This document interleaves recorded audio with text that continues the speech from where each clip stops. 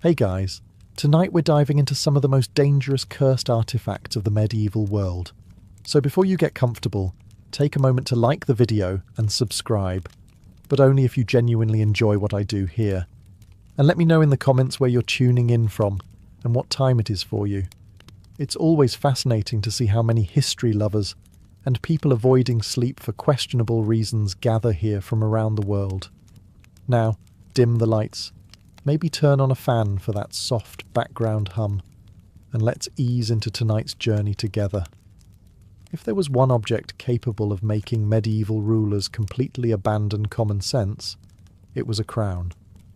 Not just any crown, of course. This was the Iron Crown of Lombardy, one of the most famous and feared royal artifacts in medieval Europe. Unlike ordinary crowns covered in enough gold to bankrupt a small kingdom, this one carried a far more valuable asset, a legendary origin story. According to tradition, the thin iron band hidden inside the crown had been forged from one of the nails used during the crucifixion of Christ. Whether that story was true is difficult to prove. Whether people believed it is much easier to answer.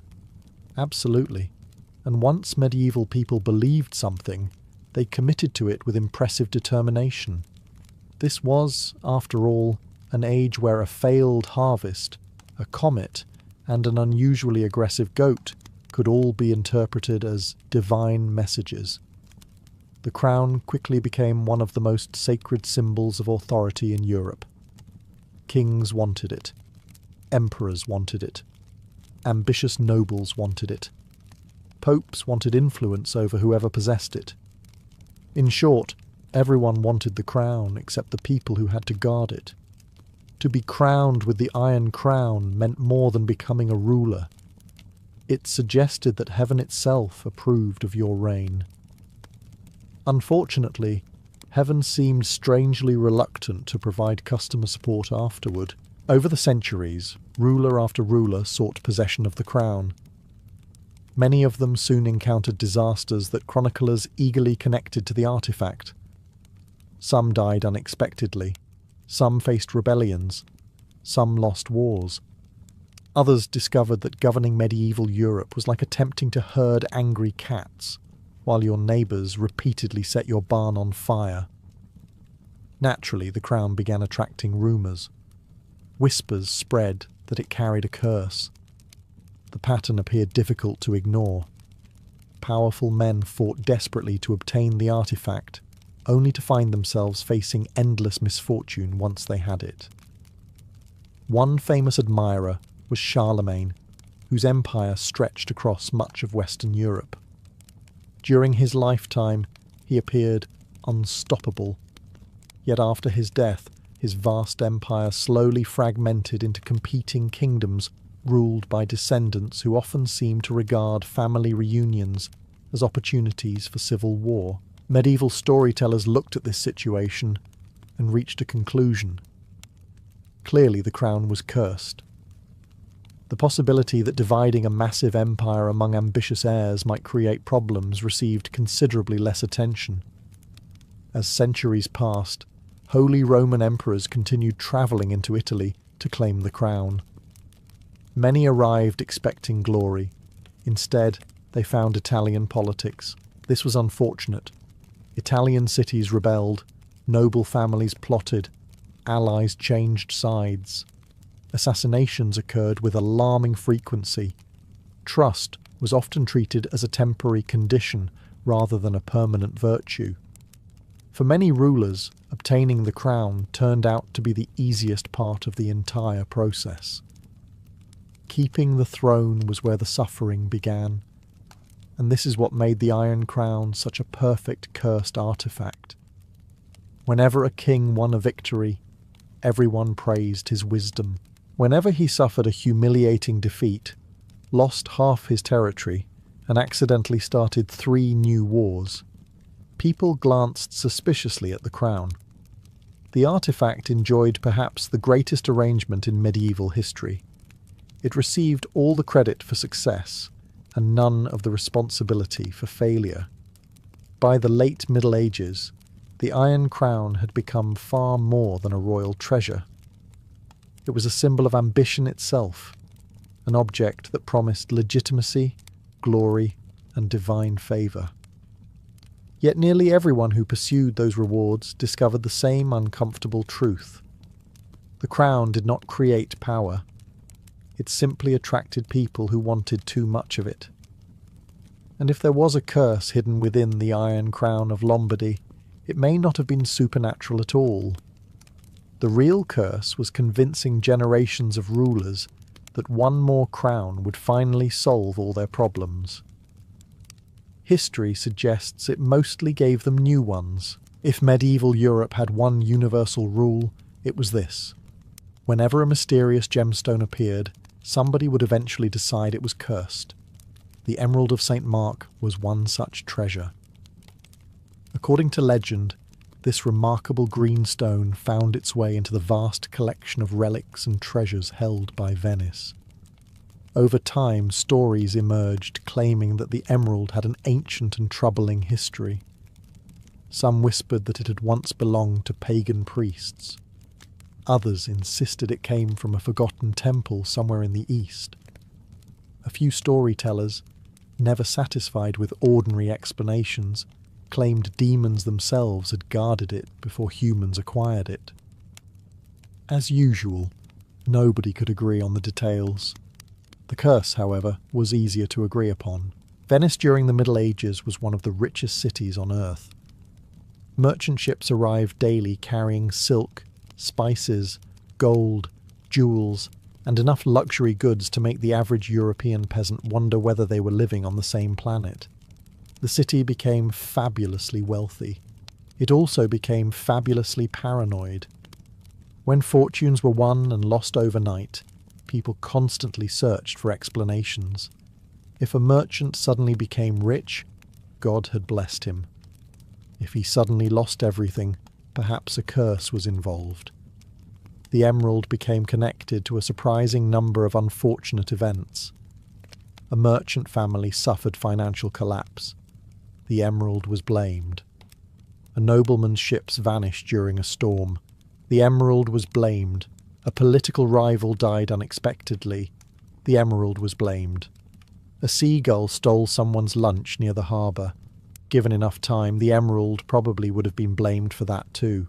The gemstone's reputation grew stronger with every new story. Some claimed that owners experienced vivid nightmares after spending time near it.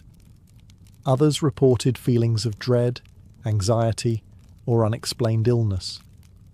Of course, many wealthy Venetians were already surrounded by enemies, political intrigue, and business competitors who would happily ruin them for a modest profit.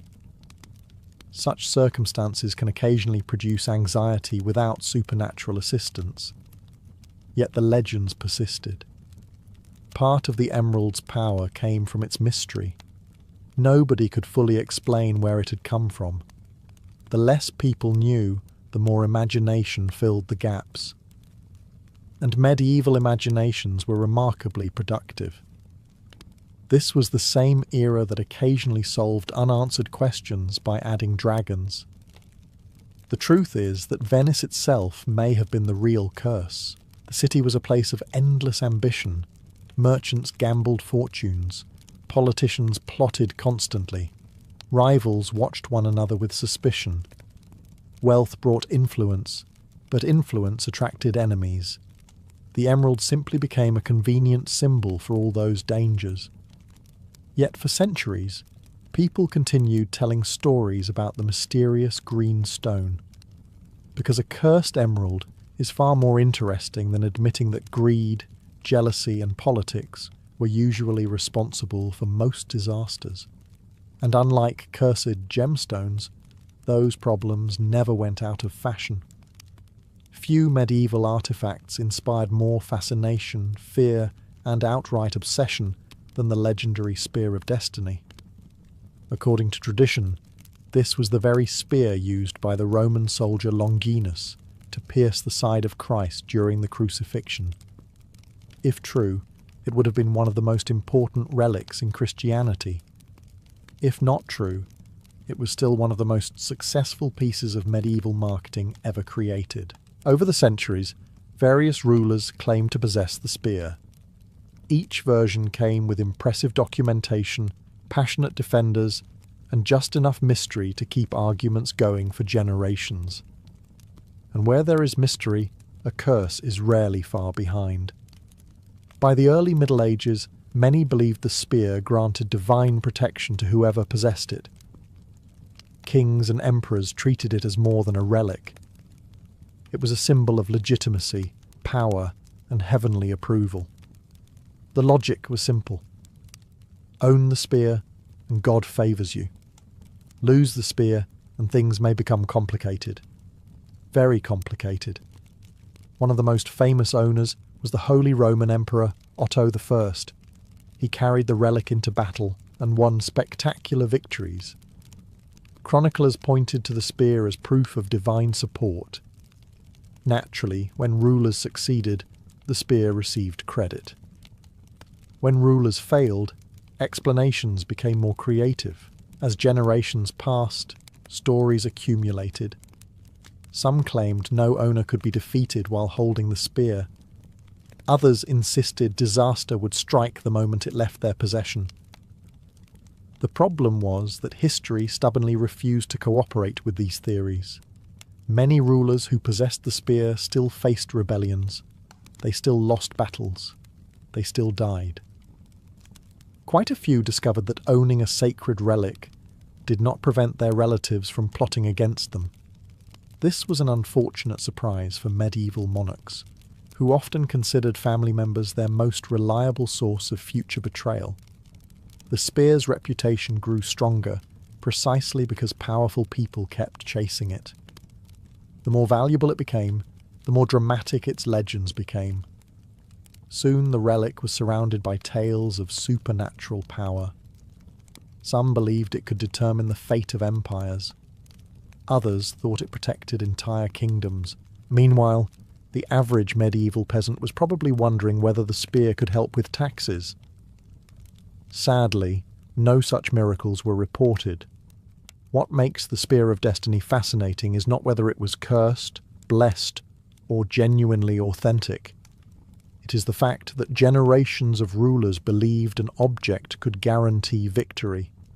Again and again, they placed their faith in a relic rather than the far less exciting necessities of government. Competent leadership, stable finances, loyal allies, and armies that actually arrived when summoned. The spear promised certainty in an uncertain world. That was its real power, and perhaps its greatest curse. Because once people become convinced that a single object can solve all their problems, disappointment is usually only a matter of time. Not every cursed artifact was a jewel, a crown, or a sacred relic. Sometimes it was a book, which may not sound particularly threatening today. Most books spend their lives quietly sitting on shelves, occasionally being purchased with good intentions before joining a growing collection of unread companions. But in the Middle Ages, books were different. Books were rare. Books were expensive. Books contained knowledge that most people would never have access to. And some books were believed to contain knowledge that nobody should have access to.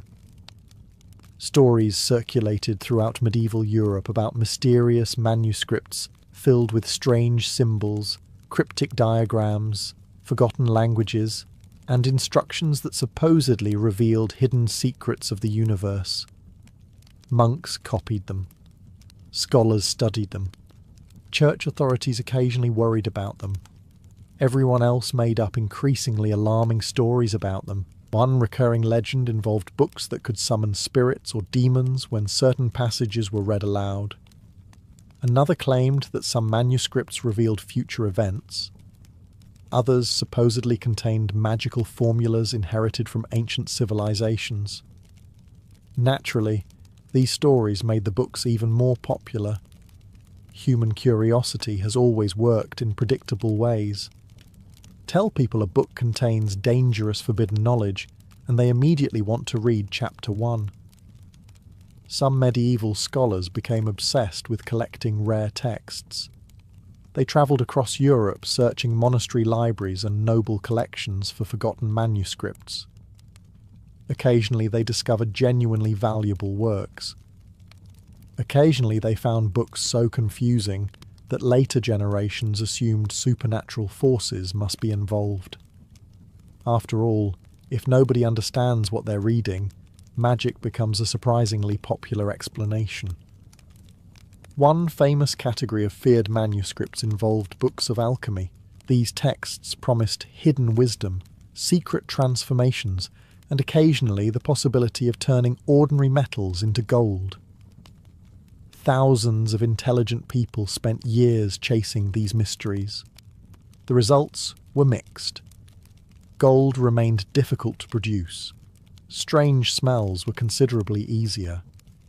As stories spread, certain manuscripts gained reputations for bringing misfortune to their owners. A scholar falls ill after studying a book. The book is cursed. A monastery burns down years after acquiring a manuscript. The book is cursed. A researcher spends 20 years trying to decode mysterious symbols and achieves absolutely nothing.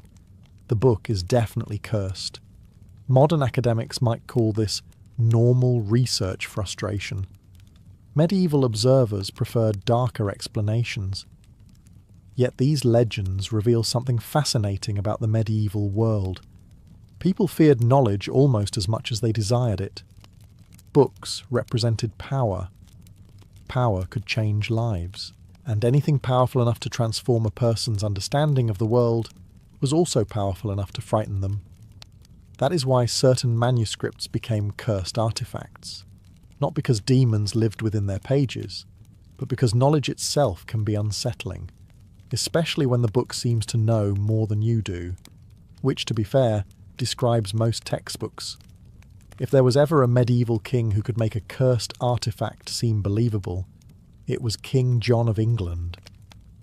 Long before he became a favourite villain in Robin Hood stories, John had earned a reputation for bad decisions, political disasters, failed military campaigns, and arguments with nearly everyone he encountered. His reign was so chaotic that later generations often struggled to decide whether his problems were caused by bad luck, poor judgment, or divine punishment. Naturally, a cursed ring eventually entered the story. According to various legends that emerged after his death, a royal ring associated with King John carried misfortune wherever it went. Some claimed the ring had been blessed and then corrupted. Others insisted it had once belonged to a holy figure before falling into unworthy hands. The details changed from storyteller to storyteller. The disasters remained remarkably consistent. John inherited a powerful kingdom, but quickly found himself losing territory in France. Noble families grew restless. The church became furious with him. His treasury was constantly under pressure. At one point, he managed to anger the Pope himself. This was generally considered an ambitious mistake. Most people struggled to upset their neighbours. John expanded his efforts internationally. As his troubles multiplied, rumours spread that something dark followed him. The ring became an easy target. After all, blaming a cursed object is much simpler than explaining years of complicated political failures.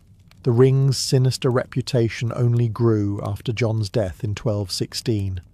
Stories began connecting every setback to the artifact. A noble family inherited the ring and suffered financial losses. The ring was cursed. A landowner became involved in a bitter dispute. The ring was cursed. Someone misplaced important documents and spent 3 days searching for them. Given enough medieval chroniclers, the ring probably would have been blamed. What made the legend especially appealing was that it fit neatly into medieval ideas about morality. People wanted to believe that power obtained through greed or dishonour carried consequences. The ring became a symbol of that belief.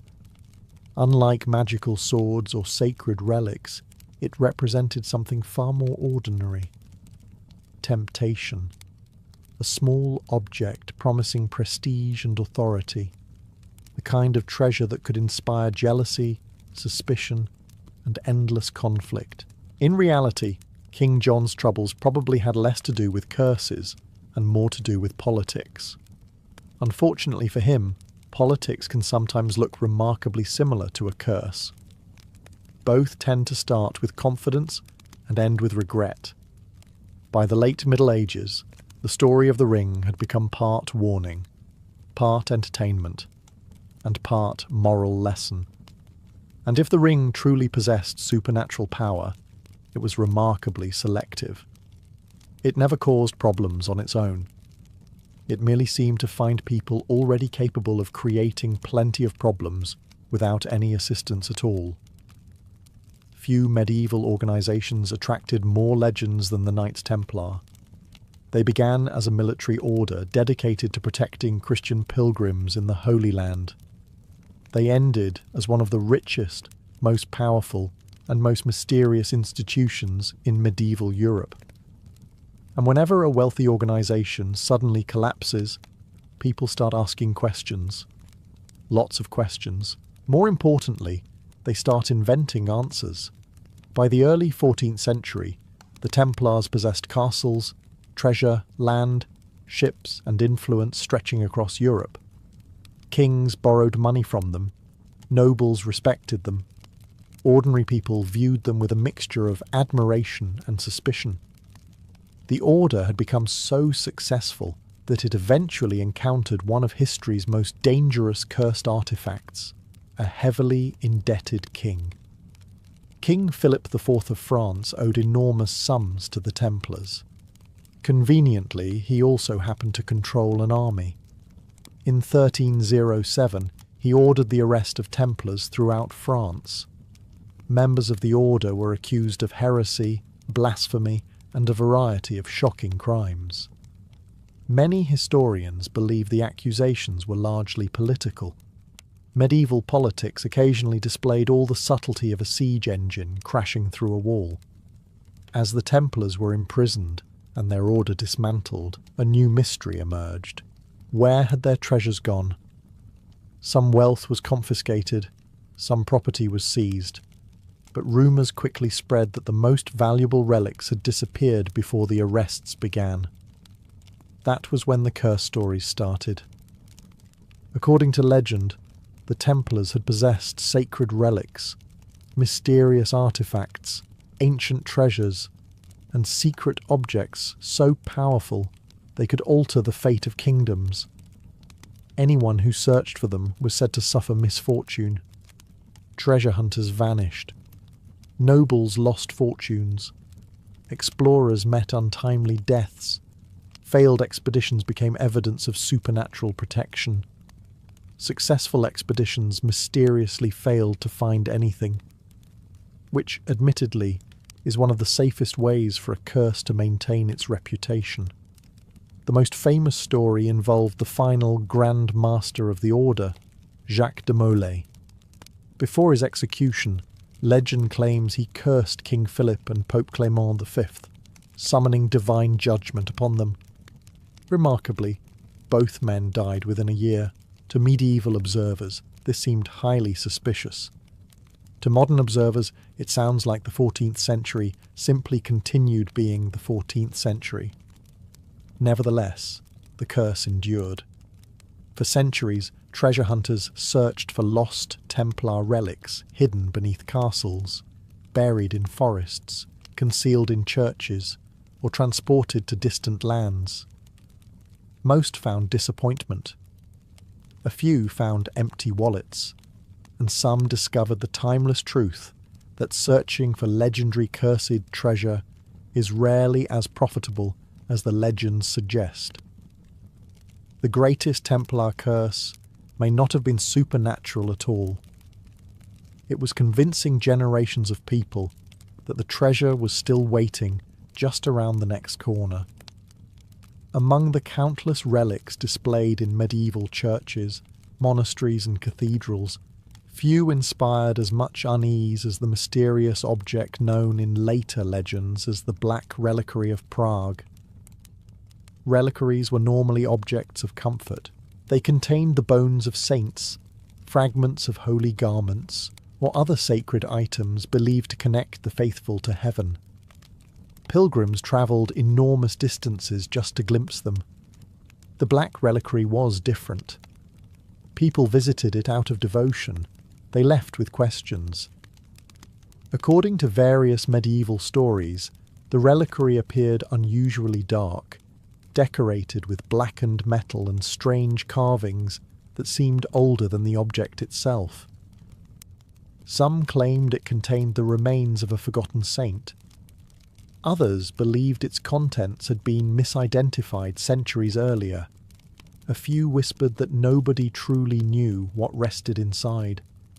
And as every medieval storyteller understood, uncertainty is the fertile soil in which curses thrive. The relic was reportedly housed in Prague during a period when the city was becoming one of Central Europe's most important centres of religion, learning, and royal power. Pilgrims arrived from distant lands. Clergy debated theology, merchants exchanged goods, and rumours spread faster than all three combined. Visitors began reporting strange experiences. Some described vivid nightmares after seeing the reliquary. Others claimed they felt overwhelming dread while standing near it. A few insisted they heard whispers during prayer. Now, it is worth noting that medieval churches were often dimly lit buildings filled with flickering candles, shadowy corners, painted images of martyrdom, and sermons frequently describing the torments of hell. The average visitor was not exactly entering a relaxing spa environment. Nevertheless, stories multiplied. One tale described a nobleman who mocked the relic and later suffered a string of financial disasters. Another involved a thief who allegedly attempted to steal decorations from the reliquary before dying unexpectedly months later. To medieval audiences, these events seemed obvious. The curse had struck again. To modern audiences, the connection may appear slightly less convincing. After all, wealthy nobles frequently lost money, and medieval thieves generally enjoyed life expectancies that could be measured with impressive efficiency. Yet the reliquary's reputation only grew. Clergy treated it carefully. Pilgrims approached it cautiously. Chroniclers recorded its strange history. Every new misfortune added another layer to the legend. What made the Black Reliquary so frightening was not the object itself. It was the possibility that something sacred might also be dangerous. People expected cursed swords and cursed jewels. A cursed religious relic felt far more unsettling. Because if even holy objects could become sources of fear, then certainty became much harder to find. And in the medieval world, uncertainty was often the most frightening curse of all. At least until someone discovered another suspicious artifact and started the entire process again. If cursed artifacts had a favourite hobby, it would probably be attaching themselves to extremely wealthy people. The Jewel of the Burgundian Dukes was no exception. During the late Middle Ages, the Duchy of Burgundy became one of the richest and most powerful states in Europe. Its rulers possessed magnificent palaces, enormous wealth, and enough political influence to make kings nervous. This was an impressive achievement. Making kings nervous was generally considered one of the more dangerous hobbies available at the time. Among Burgundy's treasures was a magnificent gemstone surrounded by increasingly dark rumours. Chroniclers described it as dazzling, rare, and immensely valuable. The exact identity of the jewel became blurred over the centuries, but its reputation remained remarkably consistent. People believed it was cursed, and history seemed eager to help the legend. Some cursed artifacts frightened people because of their mysterious origins. Others frightened people because they looked exactly as unsettling as they sounded. The bone cross of the Crusades belonged firmly in the second category. According to medieval legends, This unusual relic was constructed using fragments of human bone, carefully incorporated into the shape of a Christian cross. Stories differed on whose remains had been used. Some claimed the bones belonged to martyrs. Others insisted they came from holy warriors who had died in the Holy Land. A few darker rumours suggested nobody actually knew, and that uncertainty made the relic even more disturbing. The cross reportedly appeared during the era of the Crusades, when Europe was flooded with relics returning from the East. Knights, pilgrims, and clergy brought home countless sacred objects, each carrying incredible stories. Some were genuine, some were questionable, and some would have required enough pieces of the true cross to construct an entire forest. Authenticity was occasionally treated as a flexible concept. The bone cross quickly gained a reputation unlike any ordinary relic. Soldiers carried it into battle seeking divine protection. Commanders displayed it before armies. Pilgrims prayed before it. Yet wherever the artifact appeared, stories of disaster seemed to follow. One crusading force suffered devastating losses shortly after carrying the cross into battle. The relic was blamed. A noble patron died unexpectedly after financing a chapel to house it. The relic was blamed. A monastery experienced famine and financial hardship after receiving the cross. Again, the relic was blamed. The artifact was becoming extraordinarily efficient. Soon, people whispered that the cross brought misfortune because it had been assembled improperly. Others believed it carried the restless spirits of those whose remains formed its structure. Some even claimed that strange sounds could be heard near it at night.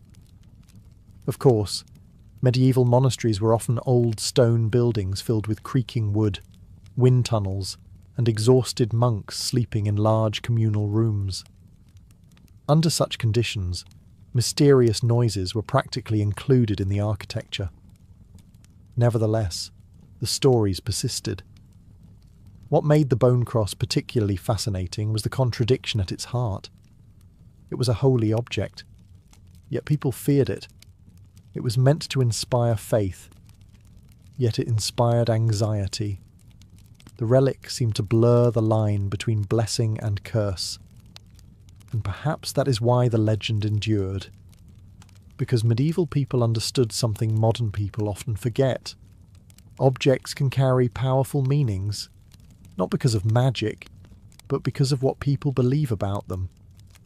The bone cross became dangerous because generations of people convinced themselves it was dangerous. And once enough people believe a relic is cursed, every tragedy starts looking like evidence. Especially during the Crusades, where tragedy was unfortunately never in short supply. Church bells were supposed to be reassuring. They marked the hours of the day. They called the faithful to prayer. They announced weddings, festivals, and holy days. Their sound carried across villages and fields, reminding people that order still existed in a world that often seemed determined to prove otherwise. The Devil's Bell had a somewhat different reputation. According to medieval legend, this particular bell hung in a church somewhere in Central Europe and quickly became associated with a string of disasters that nobody could adequately explain. At first, the incident seemed harmless enough. A bell ringer fell from the tower. Then another suffered a strange accident. A storm damaged part of the church shortly after the bell was installed. The villagers became nervous. The bell became famous, as is often the case with cursed objects. These two developments occurred simultaneously. Soon stories began circulating about the bell's unusual origins. Some claimed it had been cast using metal stolen from a pagan shrine. Others insisted that a mysterious stranger had contributed materials during its creation before disappearing forever. In medieval storytelling, mysterious strangers almost never brought good news. If someone arrived wearing black robes and speaking cryptically, the safest option was usually to move to another village. The bell's reputation grew with every passing year. Whenever it rang before a storm, people remembered. Whenever it rang and nothing happened, people forgot. This is one of the great advantages enjoyed by cursed artifacts. They are rarely required to explain their mistakes. One of the most popular legends claimed that the bell occasionally rang on its own. No one touched the ropes, no wind moved the clapper, yet the bell sounded across the countryside. To frightened villagers, this was proof that dark forces were at work. To modern observers, it sounds suspiciously like the sort of thing that happens when giant metal objects hang hundreds of feet in the air for decades. But medieval people preferred more exciting explanations. Another tale described a priest who openly mocked the bell's reputation. Shortly afterward, he became seriously ill. The connection seemed obvious. The curse had struck. The possibility that medieval illnesses occasionally occurred without supernatural involvement received remarkably little attention. Over time, the Devil's Bell became less famous for what it actually did, and more famous for what people imagined it could do. That is often how curses work. Fear grows larger than the object itself. A simple church bell became a symbol of danger, mystery, and divine warning. And yet, perhaps the most frightening thing about the Devil's Bell was not the possibility that demons rang it. It was the possibility that ordinary people, hearing a bell in the night, could convince themselves that they were hearing something far worse.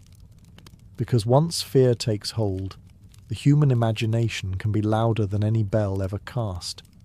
Among all the cursed artifacts of the medieval world, few were as unsettling as a mirror. After all, a sword can wound you, a jewel can be stolen, a crown can start a war. But a mirror knows things. At least, that was the fear.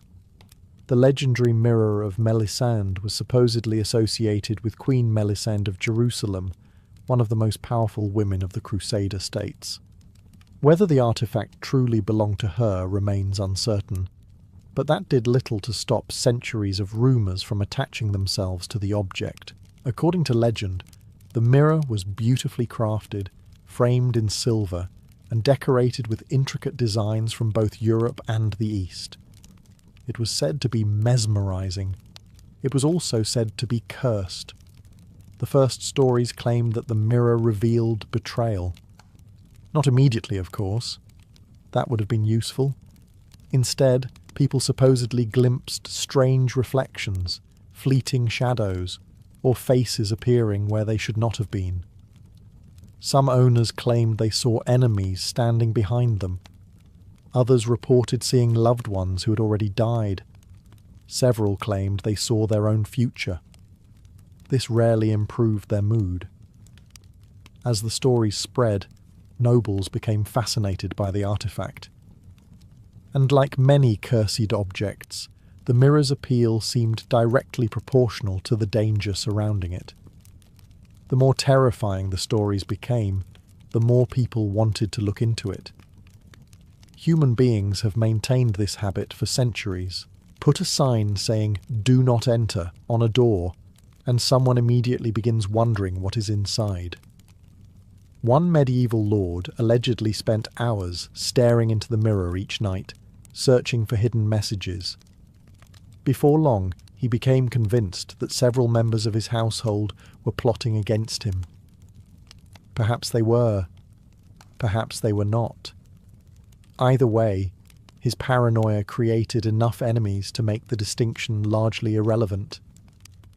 Another tale described a noblewoman who supposedly saw signs of her husband's infidelity reflected in the glass. The resulting scandal became famous. The mirror received credit. The husband received considerably less sympathy.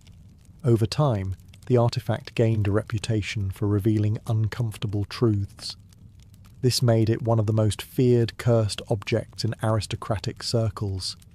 Not because it killed people, not because it summoned demons, but because it forced people to confront things they preferred not to know, or imagined things they wished they had never seen. The distinction became difficult to maintain. Perhaps that was the true curse of the Mirror of Melisande.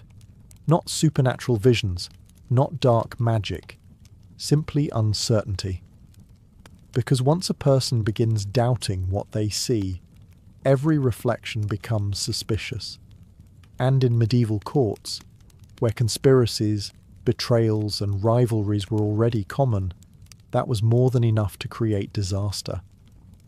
Sometimes the most dangerous cursed artifact is not the one that changes reality. It is the one that changes how people see it.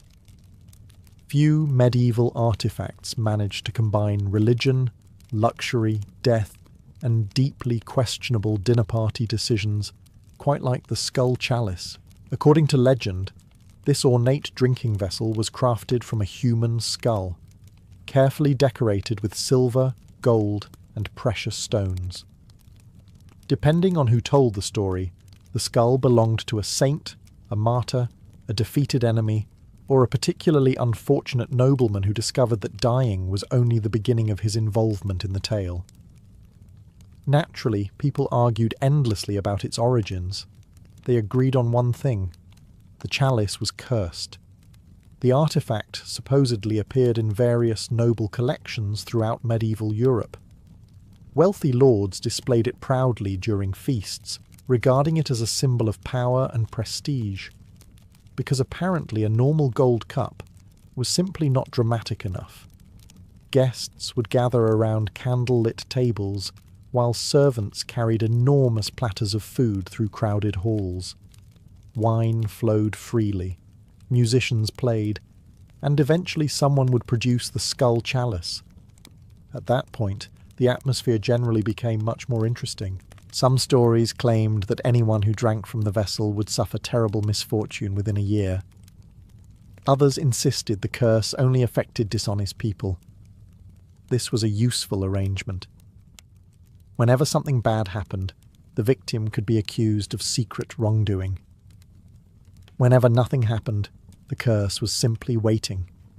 The chalice enjoyed excellent public relations. One noble family reportedly experienced a series of deaths after acquiring the artifact. The curse was blamed. A lord lost a legal dispute over valuable land. The curse was blamed. A lavish feast ended with several guests becoming violently ill. The curse was blamed. The possibility that medieval food preservation occasionally had room for improvement was rarely discussed. Refrigeration was not among the great achievements of the Middle Ages. As the stories spread, the skull chalice developed a reputation for exposing greed. Many legends followed a familiar pattern. A wealthy noble obtains the chalice. He becomes obsessed with owning it. Disaster follows.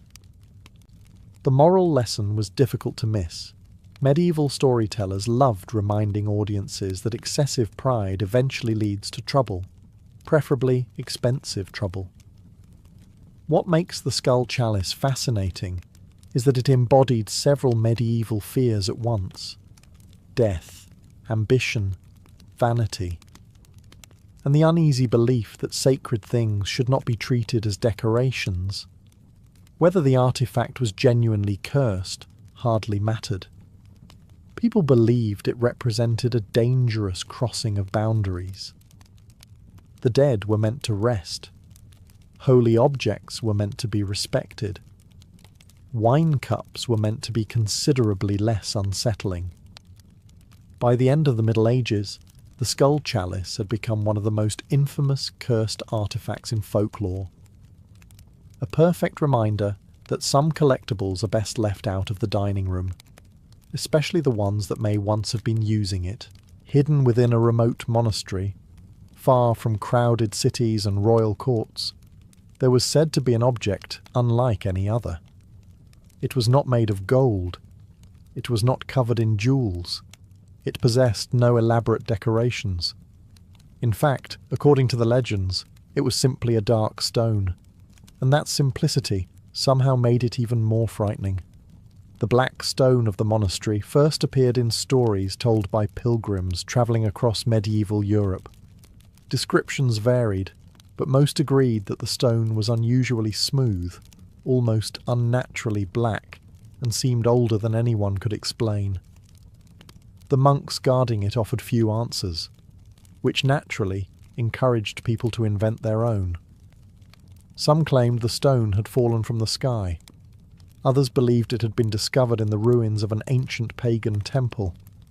A few insisted it had been carried by saints during the earliest days of Christianity, and the more mysterious its origin became, the more powerful the legends surrounding it grew.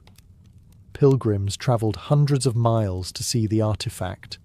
Many arrived hoping for blessings. Some hoped for healing. Others simply wanted to witness something extraordinary. After all, medieval entertainment options were somewhat limited. A mysterious stone with supernatural powers was considerably more exciting than watching your neighbour argue about sheep for the third consecutive day. The trouble began when stories of misfortune started appearing. One legend told of a thief who attempted to steal the stone during the night. According to the tale, he escaped the monastery successfully. Unfortunately, he became lost in the wilderness, suffered a series of accidents, and eventually returned the artifact in terror. The curse was blamed. Another story described a nobleman who tried to force the monks to surrender the stone. Within months, he allegedly lost money, influence, and political allies. The curse was blamed again. At this point, the stone was developing an impressive reputation for protecting monastery property, almost suspiciously impressive. Monks may not have possessed large armies, but a well-publicised curse could be remarkably effective security. Who needs guards when potential thieves believe supernatural punishment is included free of charge? As the centuries passed, the black stone became a symbol of divine mystery. People feared it. People respected it. Most importantly, people left it alone. Which was probably exactly what the monks wanted. Whether the stone truly possessed supernatural powers remains unknown, but its story reveals something important about the medieval world. People did not always fear what they understood. They feared what they could not explain. A dark stone with no clear origin could become anything in the imagination of those who encountered it. A blessing, a warning, a miracle, or a curse. And sometimes, uncertainty is the most powerful magic of all. Of all the cursed artifacts whispered about during the Middle Ages, none inspired more greed, fear, and bad decisions than the treasure of the dead king. Unlike the relics and objects we've discussed so far, this was not a single artifact. It was an entire collection.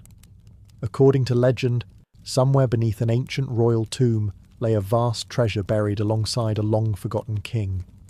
Gold crowns, jewelled swords, silver vessels, precious gems, and sacred relics were all said to rest beside him. The problem was that the treasure supposedly came with a curse, a very enthusiastic curse. The earliest stories claimed that the king had been buried with immense wealth to accompany him into the afterlife. Priests blessed the tomb. Guards protected it. Oaths were sworn to ensure the burial would never be disturbed. Naturally, this only made people want to disturb it more. Human beings have always had a complicated relationship with warnings. Tell someone a treasure is protected by a terrible curse, and roughly half the population immediately begins planning an expedition. Over the centuries, countless treasure hunters allegedly searched for the burial site. Most failed to find it.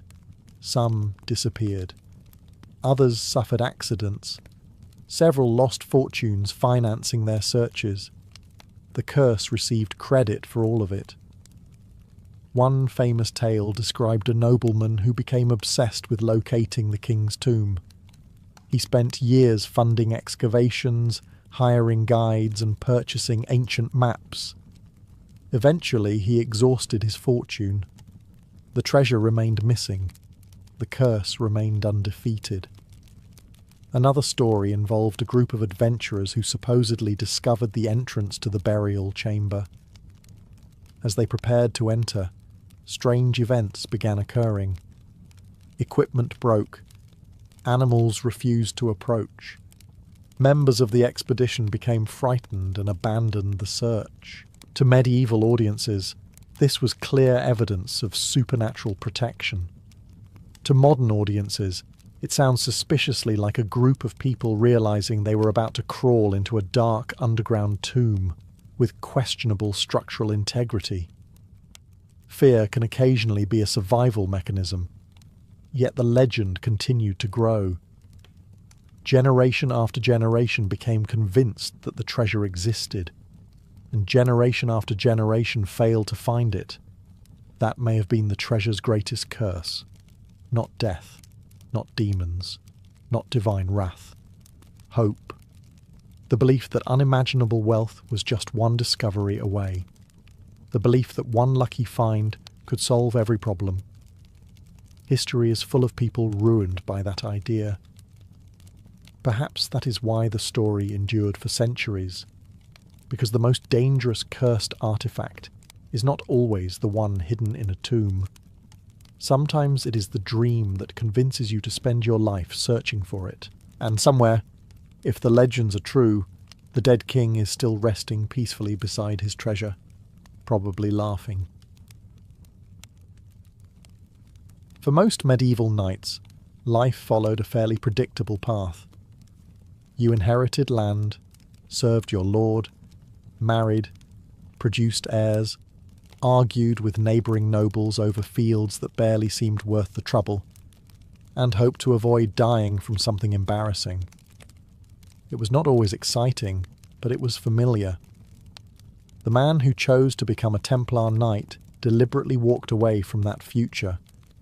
The story usually began with the crusading movement that swept across Europe after the capture of Jerusalem in the late 11th century.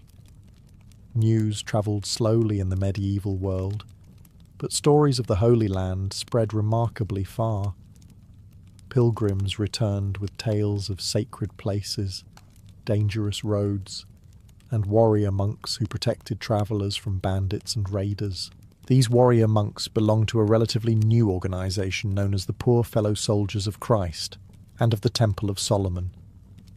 Their name was long enough to discourage casual conversation, so most people simply called them the Templars. To many young noblemen, the order seemed almost legendary. The Templars fought in battle like professional soldiers. They lived under religious vows like monks. They served a cause believed to be greater than any individual kingdom.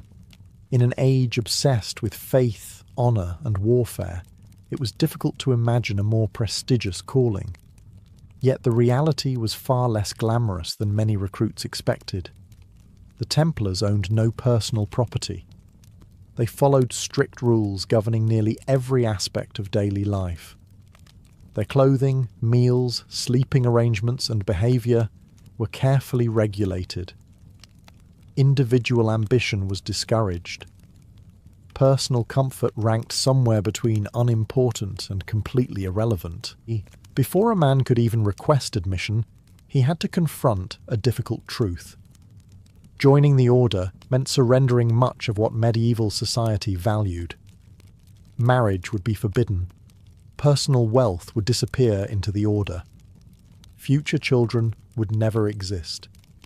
Family estates would pass to someone else.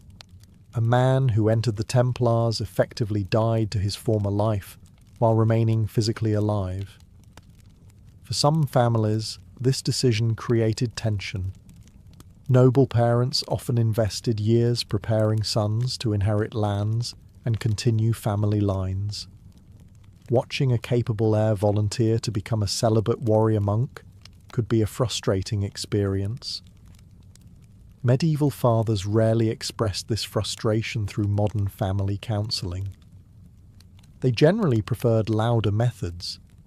Yet despite these sacrifices, thousands sought admission over the centuries. Some were driven by genuine religious devotion. Others sought redemption for past sins. Some hungered for adventure. Many were motivated by a mixture of all three. Whatever his reason, the aspiring recruit soon discovered that wanting to become a Templar was not enough. The order would decide whether he was worthy, and that examination was about to begin. Deciding to become a Templar Knight was the easy part. The difficult part was convincing the Templars themselves. Unlike many noble positions in medieval Europe, admission into the order could not simply be purchased. Wealth helped in life, as it usually does, but the brothers were far more interested in whether a man could survive within their strict system. A rich recruit who could not obey orders was less useful than a poorer one who could. The process often began when a candidate approached a Templar house and announced his desire to join. This was not treated as exciting news. No bells rang, no celebrations followed. Nobody handed him a white cloak and congratulated him on becoming part of history. Instead, the brothers immediately began looking for reasons to reject him. The order needed trustworthy men. Their castles, treasure houses, military plans, and distant outposts depended on mutual confidence. A dishonest recruit could create problems stretching from England to Jerusalem. The questioning, therefore, became surprisingly thorough. Was the candidate married? Did he owe money? Had he made promises to another religious order? Was he joining freely, or was someone forcing him? Did he suffer from any serious illnesses he was trying to hide? The Templars wanted answers to everything. Marriage represented one of the biggest obstacles. A married man generally could not become a full Templar Knight because the order required complete dedication. The brothers did not want members worrying about wives, children, inheritances, or family disputes while stationed hundreds of miles away in a frontier fortress. Debt created another problem. Imagine a creditor arriving at a Templar castle demanding repayment from a newly admitted knight. The brothers preferred to avoid such awkward situations entirely. Even social status mattered. Most knight brothers came from noble families because becoming a mounted warrior required expensive training, armour, weapons, and horses. Years of preparation were necessary. You could not simply wake up one morning, borrow a sword, and announce that you were now a professional crusader, at least not successfully. The order also watched for motivation. Some applicants arrived seeking spiritual salvation. Others genuinely wanted to protect pilgrims. A few probably imagined dramatic battlefield heroics, cheering crowds, and eternal fame. The Templars tended to be suspicious of that last group. They understood something many young recruits did not. Life inside the order was usually far more discipline than glory, more prayer than heroics, more obedience than adventure. And before a candidate could learn that lesson firsthand, he would face the most important meeting of his life, the secret admission ceremony. If a candidate survived the initial scrutiny, he was invited to participate in one of the most important and mysterious moments of his life, the Templar admission ceremony. Unlike many medieval religious ceremonies, this event took place behind closed doors. Only members of the order were allowed to attend. This secrecy later caused enormous trouble for the Templars. Over the centuries, rumours multiplied. Enemies accused them of conducting strange rituals, worshipping hidden idols, and participating in bizarre ceremonies. Most of these accusations appeared long after the events themselves, usually from people who had never witnessed a Templar reception. The actual ceremony was much less dramatic than the rumours suggested. What made it powerful was not mystery, but commitment.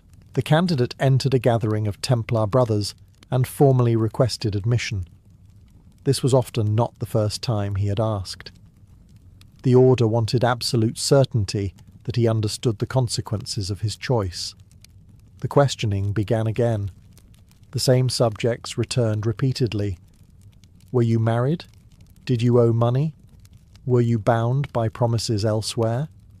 Were you physically capable of serving? Had you hidden any information from the order? To a modern observer, the process might seem repetitive. To the Templars, repetition was intentional. A man could lie once. It was harder to lie consistently under constant examination. Once the brothers were satisfied, the candidate received a final warning. This warning was remarkably blunt. He was told that life inside the order would be difficult. The food would not always be good. The clothing would be simple. The rules would be strict. Personal desires would matter very little.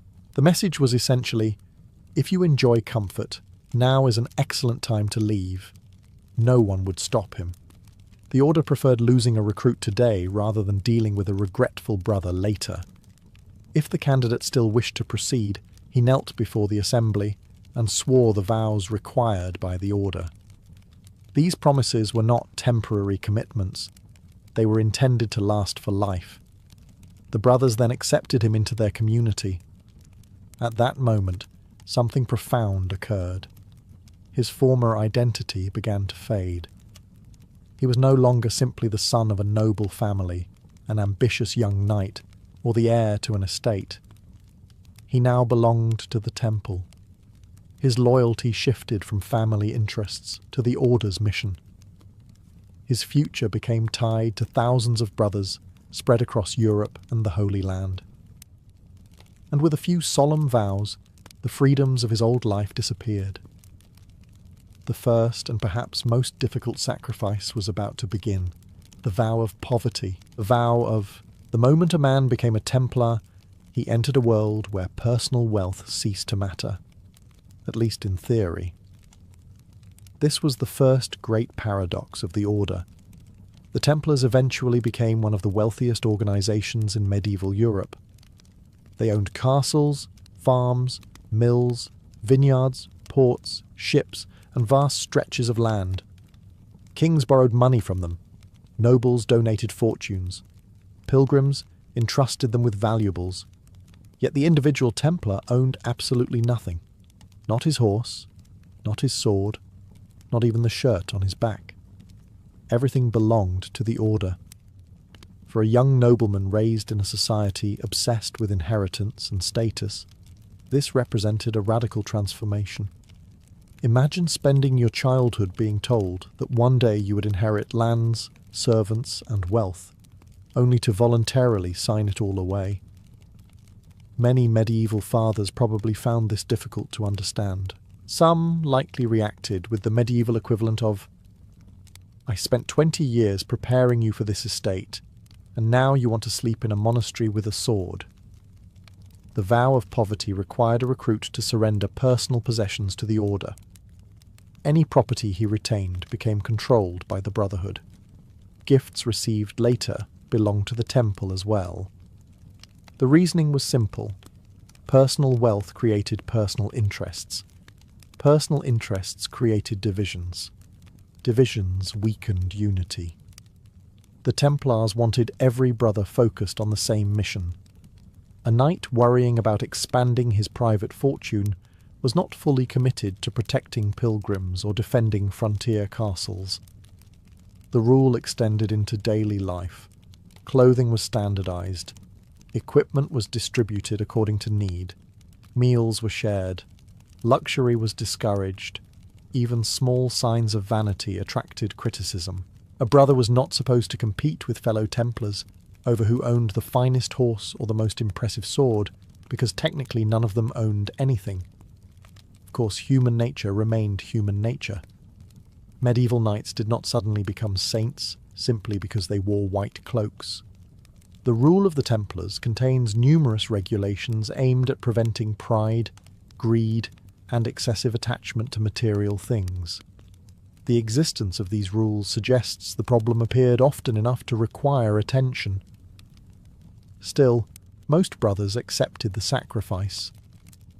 They believed they were exchanging earthly wealth for something greater: spiritual purpose, religious devotion, a place in a brotherhood that stretched across continents. Yet surrendering possessions was only the beginning. Many men could part with money. The next vow demanded something far more difficult. It required surrendering the right to choose their own future. The vow of obedience. If the vow of poverty stripped away a man's possessions, the vow of obedience stripped away something even more valuable: his independence. For most medieval knights, personal freedom was one of the greatest rewards of noble birth. A knight might owe service to a lord, but he still controlled many aspects of his own life. He decided where to travel, how to spend his money, whom to associate with, and how to manage his estates. A Templar surrendered those choices. From the day he entered the order, obedience became one of his highest duties. The rule of the Templars left little room for interpretation. Brothers were expected to obey their superiors promptly and without complaint. Orders flowed downward through a carefully organised chain of command, and questioning those orders was strongly discouraged. This was not because the Templars enjoyed controlling people, at least not officially. The reality was that the order operated military fortresses, protected dangerous roads, and fought wars against experienced enemies. In battle, hesitation could get dozens of men killed.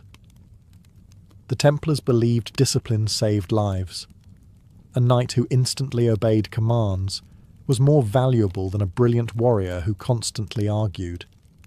The expectation of obedience extended far beyond warfare. A brother might be ordered to leave France and travel to Jerusalem. He went.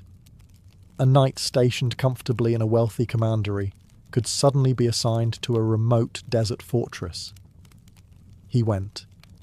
A brother hoping to remain near family might receive orders sending him hundreds of miles away.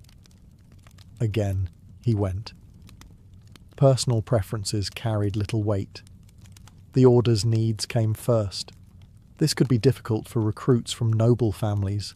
Many had grown up surrounded by servants, privileges, and social status. They were accustomed to giving commands rather than receiving them. Inside the temple, those habits could become liabilities. A wealthy nobleman might find himself obeying a commander from a less prestigious family. Rank within the order mattered far more than birth. That was one of the reasons the Templars became so effective. On the battlefield, enemies did not care who your grandfather was. The rule even regulated surprisingly small details of daily life. Brothers required permission for various activities. Meals followed schedules. Travel followed orders. Daily routines followed established procedures. To modernise, it could appear restrictive. To the Templars, it created unity. Thousands of men spread across Europe, and the Holy Land could function as a single organisation because they accepted the same discipline. Yet even obedience had limits. There remained one final vow that many recruits found the most challenging of all. Because unlike wealth or freedom, this sacrifice touched one of humanity's oldest desires, the vow of chastity. Of all the sacrifices required to become a Templar knight, none was more personal than the vow of chastity. Poverty affected possessions. Obedience affected freedom. Chastity affected an entire future. The moment a man entered the order, he gave up any possibility of marriage, children, or romantic relationships. For the rest of his life, he was expected to devote himself entirely to God and the mission of the temple. This was no small demand in medieval society. Family stood at the centre of noble life. Alliances were built through marriage. Estates passed through bloodlines. Dynasties rose and fell based on who married whom. For a nobleman, producing heirs was often considered one of his primary responsibilities. The Templars asked him to abandon that responsibility completely. No wife, no children, no descendants carrying his name into the future. When a knight joined the order, his family line effectively ended with him. The reasoning behind the vow was both religious and practical. The Church taught that celibacy allowed a man to focus more fully on spiritual matters. The Templars adopted this belief, arguing that a brother should dedicate all his attention to God rather than dividing his loyalties between faith and family. There was also a military advantage. A knight defending a castle under siege could not worry about a wife waiting at home. A commander sent to a dangerous frontier could not refuse because of family obligations. The order wanted complete commitment. Anything less was considered a distraction. The rule of the Templars reflected this concern with remarkable seriousness. Brothers were forbidden from being alone with women whenever possible.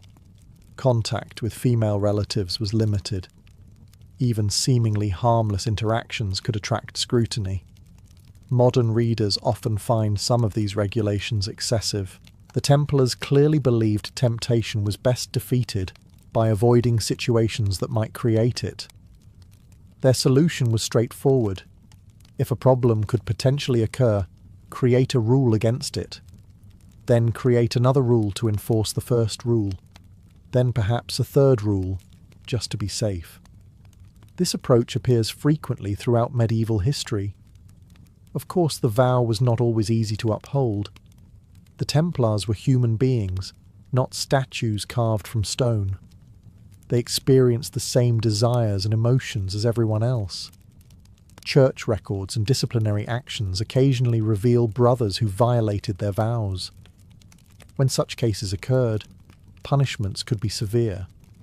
The order viewed chastity as essential to its identity. A Templar who broke this promise threatened not only his own reputation, but the reputation of the entire brotherhood. Yet, after accepting poverty, obedience, and chastity, a recruit still faced an even greater challenge. Now he had to live those vows every single day. Taking the vows was a single ceremony. Living by them was a lifelong challenge. Many young recruits likely imagined their greatest test would come on a battlefield somewhere in the Holy Land, charging against enemy cavalry beneath the blazing sun. More often, their greatest challenge came during ordinary days. The Templars lived according to a detailed set of regulations known simply as the Rule. Originally influenced by monastic traditions and later expanded over time, it governed nearly every aspect of daily life. And when historians say nearly every aspect, they mean it. The Rule covered prayer schedules, it covered meals, it covered clothing, it covered sleeping arrangements, it covered how horses were managed, it even covered how brothers should behave while eating at the table. The order left remarkably little to chance. A typical day began before sunrise. Brothers attended prayers, performed duties, trained, worked, and participated in additional religious services throughout the day. Whether stationed in France, England, or Jerusalem, their lives followed a carefully structured rhythm. Personal freedom remained limited. A knight could not simply decide to take a ride through the countryside because the weather seemed pleasant. He could not wander into town looking for entertainment. He could not suddenly announce that he needed a vacation from religious discipline. The temple did not recognize such concepts. Life was organized around duty. Meals reflected this philosophy as well. Templar food was generally simple and practical. Excessive luxury was discouraged. Brothers often ate together in silence, while passages from religious texts were read aloud. Imagine trying to enjoy dinner while someone continuously reminds you about spiritual discipline. The medieval dining experience was apparently determined to remain educational. Even clothing was regulated. The famous white mantle worn by knight brothers symbolized purity and commitment. It was not meant to be fashionable. In fact, the order actively discouraged vanity. Flashy decorations, excessive grooming, and displays of wealth were viewed with suspicion. A Templar's appearance was supposed to reflect humility rather than status. The same applied to horses and equipment. While knights required quality gear for military effectiveness, the rule discouraged unnecessary extravagance. Brothers were expected to care for their equipment, not show it off. All of these regulations served a single purpose. The Templars wanted thousands of men from different kingdoms, languages, and backgrounds to function as one unified brotherhood. Discipline created consistency, consistency created reliability, reliability created military strength. But no amount of training or regulation could change one simple fact.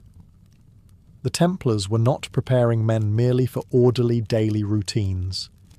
They were preparing them for war.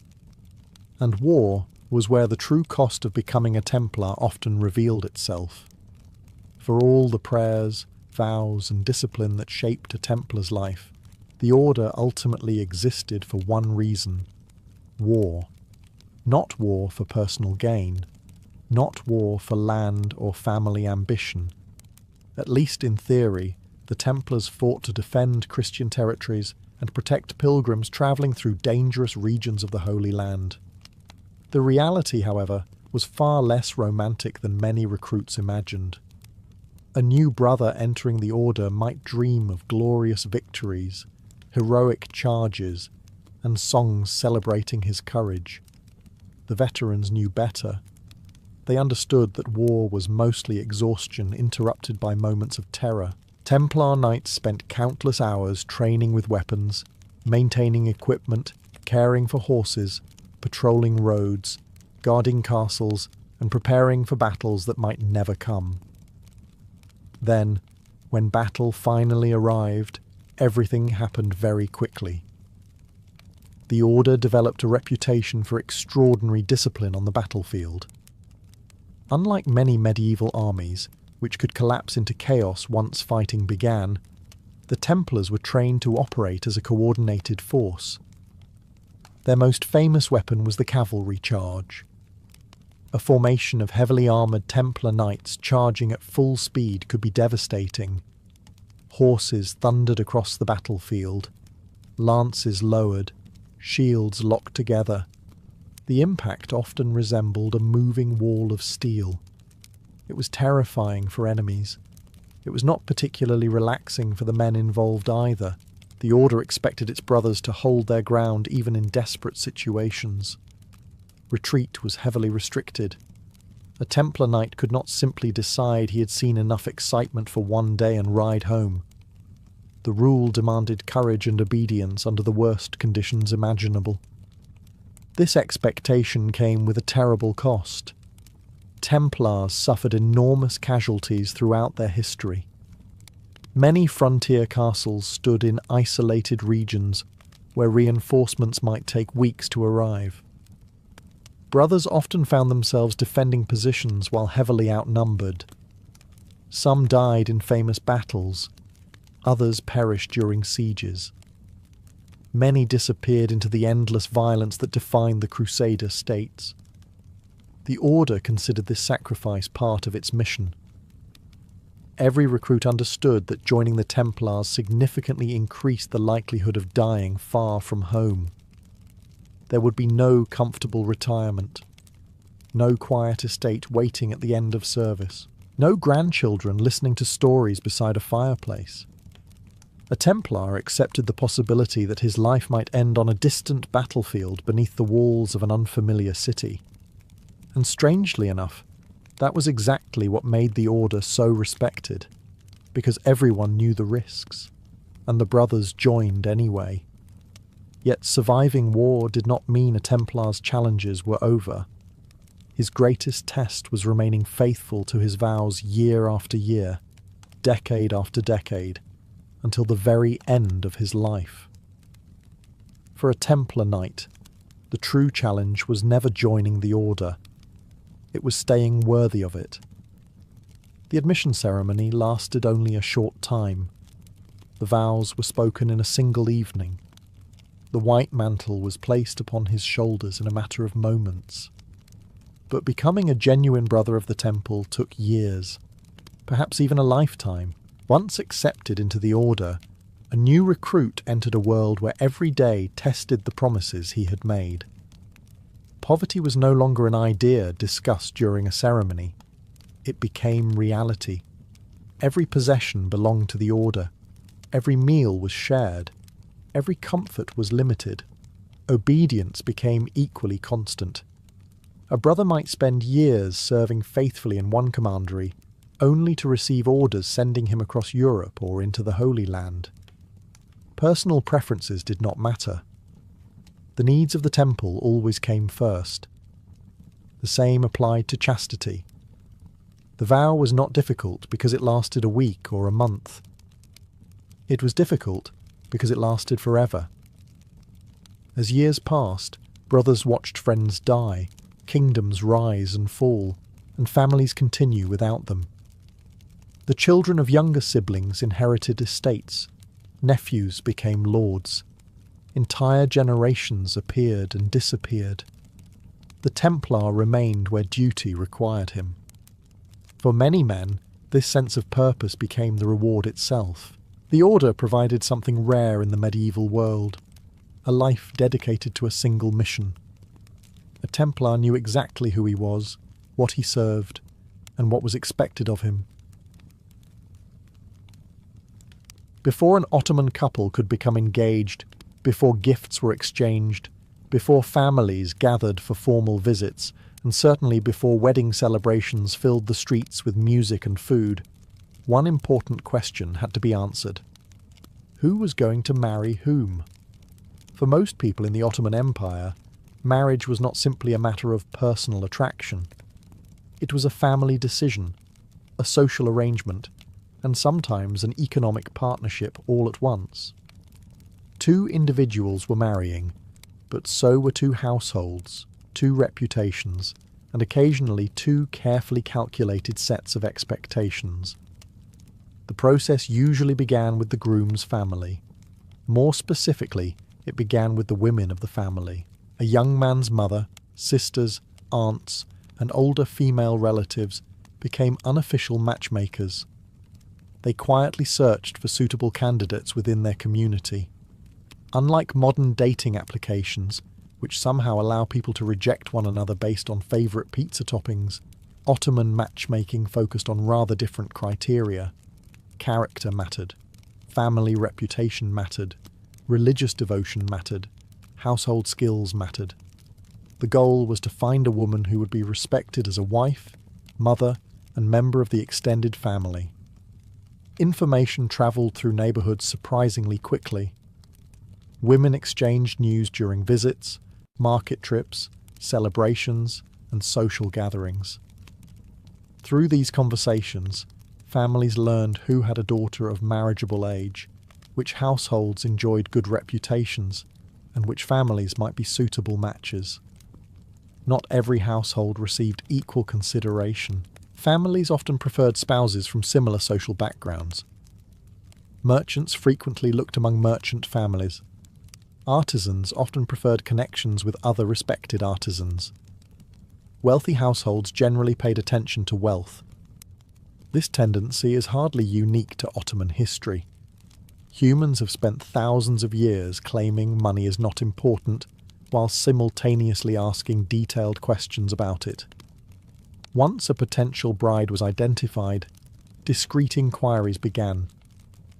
The groom's relatives wanted to know everything. Was she known for kindness? Was she hard-working? Did she manage household responsibilities well? How did neighbours speak about her family?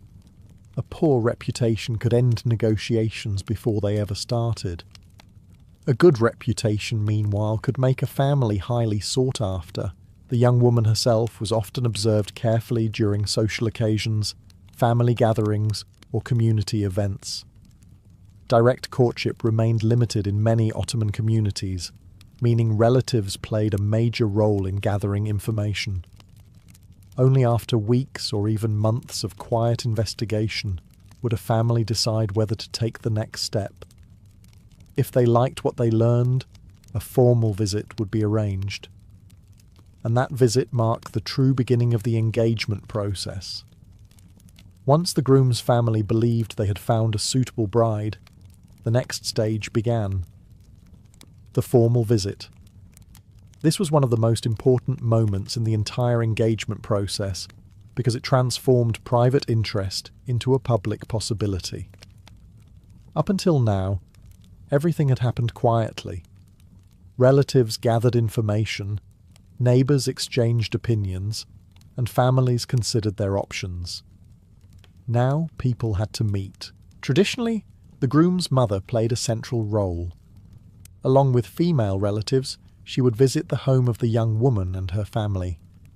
These visits were conducted with great politeness because everyone understood the delicate nature of the situation. Nobody wanted to appear too eager. Nobody wanted to appear uninterested either. As a result, Ottoman marriage negotiations often unfolded through a careful dance of courtesy, indirect language, and social etiquette. The visiting women observed everything. And when historians say everything, they mean everything.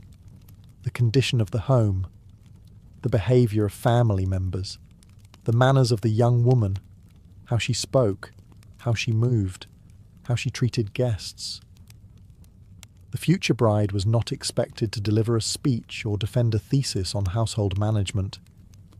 Instead, she was judged through everyday interactions. Could she carry herself with dignity? Did she appear respectful? Did she demonstrate good upbringing? These details mattered enormously. Meanwhile, refreshments were usually served. Coffee became especially important during later Ottoman centuries.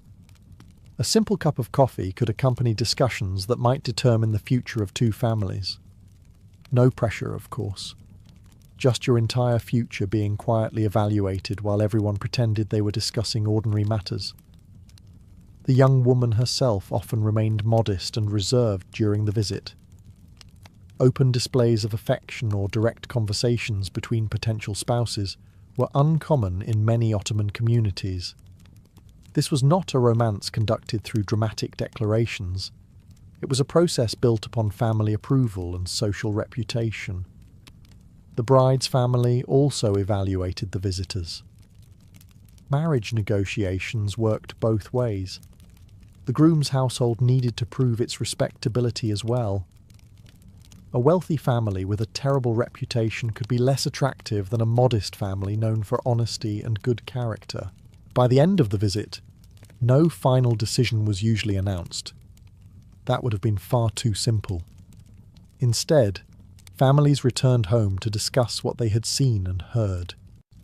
Opinions were exchanged. Relatives debated. Concerns were raised. If both sides remained interested, another meeting would follow. And during that next stage, the conversation would move beyond impressions and politeness. It would become a discussion about whether the marriage should actually happen. If the first visit went well, the process moved into far more serious territory. The families were no longer simply gathering impressions. Now they had to decide whether a marriage should actually take place. This stage was known as the formal request for the bride's hand.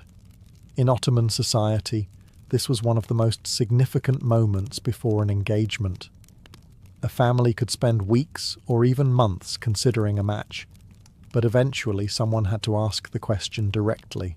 The groom's family would arrange another visit to the bride's home. Unlike the earlier meeting, this gathering carried a very specific purpose. Everyone present understood why they were there. Nobody needed to pretend the visit was merely social. The groom's father, senior male relatives, and respected family members often participated alongside female relatives. Age and experience carried considerable weight in Ottoman culture, so older family members frequently led the discussion.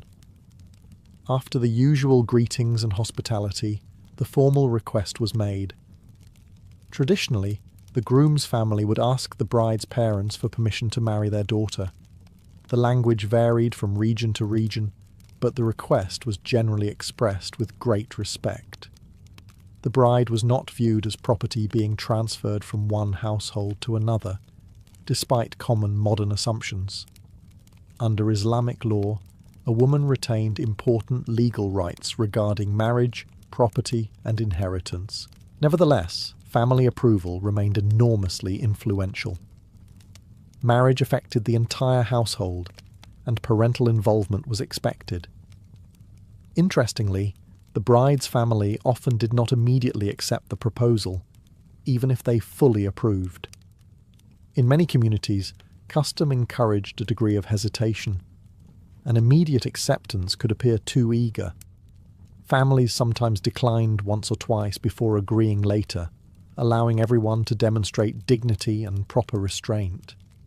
To modern observers, this may seem unnecessarily complicated.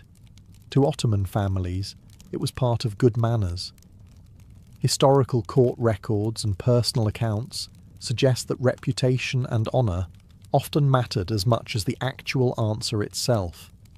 The discussions extended beyond simple approval. Families considered practical questions. Would the groom be able to support a household? Did both families share similar values? Would the match strengthen existing social ties? Were there any concerns that had not yet been addressed? Marriage was expected to last a lifetime, so careful consideration was encouraged. If the answer was ultimately positive, both households entered a new phase. The possibility of marriage became an expectation. The negotiations grew more detailed. Families began discussing financial arrangements, responsibilities, and the agreements that would shape the future union.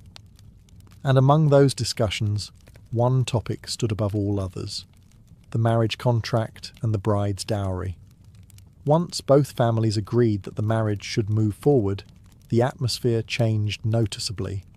The uncertainty was largely gone. Now came the practical discussions. And while these conversations lack the excitement of modern romance stories, they were often the most important part of the entire engagement process. Marriage in the Ottoman Empire was not simply a social ceremony. It was also a legal agreement governed by Islamic law. This meant that certain responsibilities, rights, and financial obligations needed to be clearly established before the wedding could take place. At the centre of these discussions stood the mehr, sometimes called the bridal gift. This was one of the most misunderstood aspects of Ottoman marriage. The mehr was not a payment made to the bride's father, nor was it a purchase price for marriage. Instead, it was a legal gift that belonged exclusively to the bride herself. The amount varied enormously. A wealthy merchant's daughter in Istanbul might receive a substantial mehr, consisting of money, jewellery, property, or valuable goods. In a rural village, the amount might be more modest, but remained equally important. Whatever its size, it belonged to the bride. Not her father, not her husband, not her brothers. Her. This provided an important layer of financial security, particularly if the marriage later ended through divorce or widowhood. Families spent considerable time discussing these arrangements. The groom's household wanted terms they could realistically fulfill. The bride's family wanted assurances that their daughter would be protected. Neither side wanted misunderstandings after the marriage. As a result, negotiations could become surprisingly detailed. Money was discussed. Property was discussed. Future responsibilities were discussed. Fortunately, most of this happened between parents and senior relatives, rather than the young couple themselves. Imagine being 16 years old and listening to half a dozen relatives debate legal obligations for 3 straight hours. Even medieval teenagers probably preferred literally anything else. Beyond finances, the families also discussed expectations. Would the couple live with the groom's parents? Would they establish a separate household? What responsibilities would each family continue to hold after the wedding? These questions mattered because marriage connected 2 extended families, not merely 2 individuals. Once agreements were reached, confidence in the match grew considerably. The proposal had moved beyond possibility. It was becoming a formal commitment. Only one major step remained before the couple could officially be considered engaged. The families needed to announce their agreement publicly, and that announcement often came during one of the most anticipated gatherings in the entire process, the engagement ceremony itself. After weeks of discussions, family visits, and negotiations, the moment finally arrived. The engagement could be announced. For the young couple, this marked the transition from possibility to expectation. The marriage had not yet taken place, but everyone now understood that the families had reached an agreement. Barring unexpected complications, the wedding would follow. In many parts of the Ottoman Empire, the engagement ceremony was a joyful social event that brought together relatives, neighbours, and close friends. The exact customs varied across the empire's enormous territory. What happened in Istanbul might differ from practices in Anatolia, the Balkans, Syria, or Egypt. Yet the basic purpose remained the same. The two families publicly declared their intention to unite. This public aspect was extremely important. A private understanding between families carried weight. A public announcement carried far more. Once relatives, neighbours, and community members knew about the engagement, the commitment became part of the couple's social identity. News travelled quickly through Ottoman neighbourhoods. Very quickly. In fact, one of the few things that moved faster than military messengers in the Ottoman world was community gossip.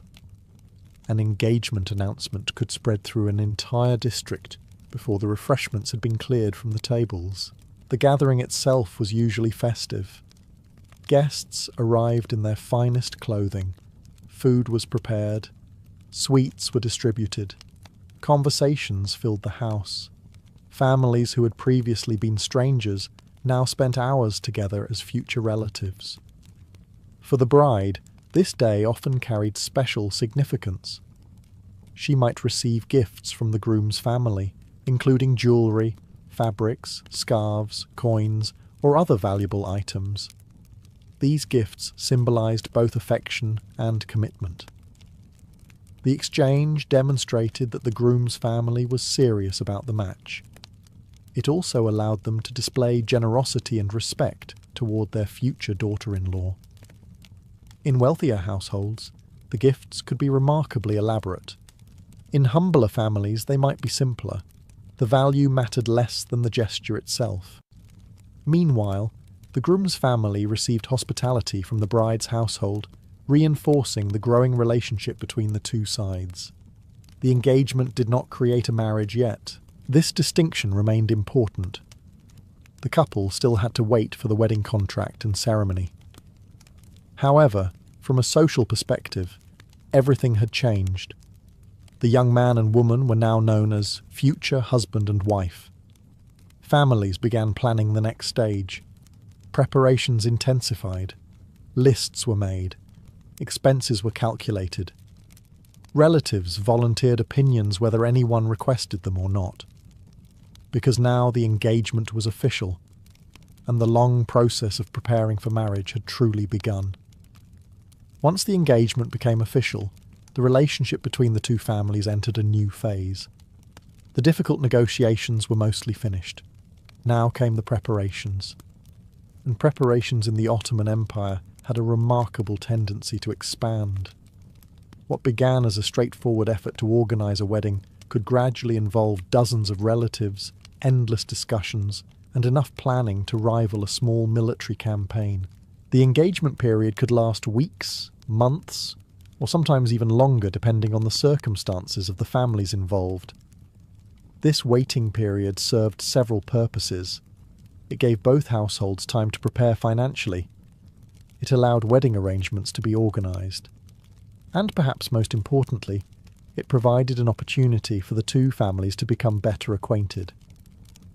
During this period, gift exchanges became increasingly common. The groom's family often sent valuable presents to the bride. These might include jewellery, embroidered fabrics, silk garments, scarves, perfumes, or gold coins. Wealthier families sometimes provided exceptionally lavish gifts intended to demonstrate both generosity and status. Not surprisingly, neighbouring families occasionally paid close attention to these exchanges. Human curiosity regarding other people's finances did not suddenly appear in modern times. It has a very long history. The bride's family also prepared gifts and household items for the future marriage. Clothing, bedding, blankets, embroidered linens, carpets, cushions, and other domestic necessities were gradually assembled. Many of these items formed part of what was commonly known as the bride's trousseau. This collection represented years of preparation in some households. Young women often spent considerable time creating embroidered textiles and decorative items long before engagement was even discussed. Skills in sewing, embroidery, and household management were highly valued throughout much of Ottoman society. As the wedding approached, these carefully prepared possessions would eventually accompany the bride into her new home. The engagement period also brought increased social interaction between the families.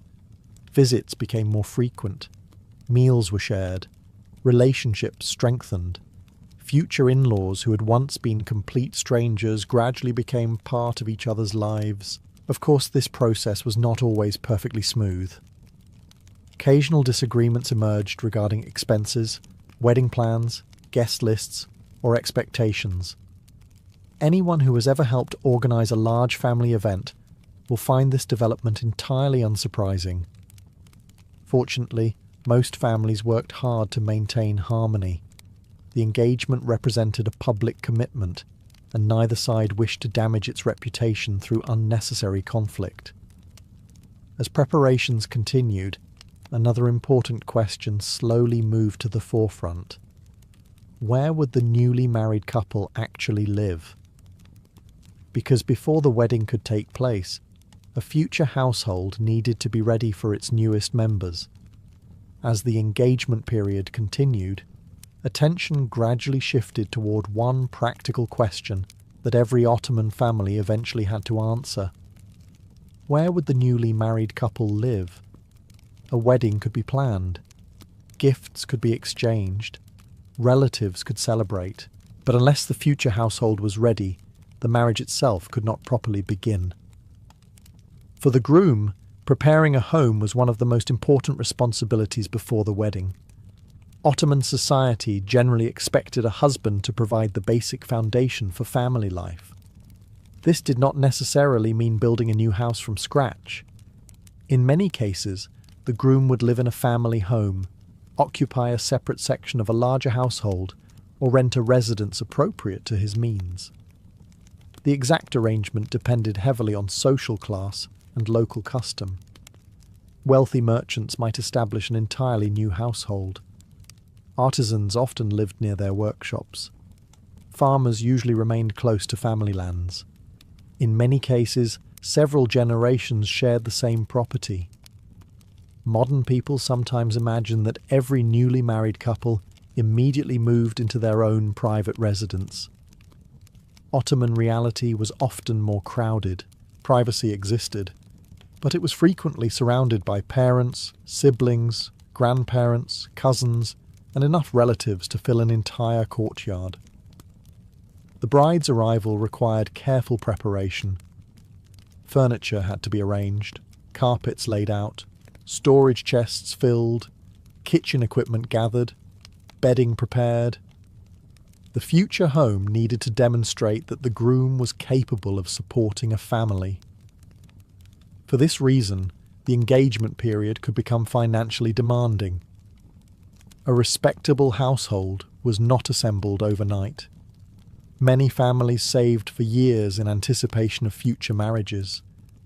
Meanwhile, the bride's trousseau continued to grow. The embroidered linens, blankets, cushions, clothing, and household textiles prepared by her family were gradually organised for their eventual transfer.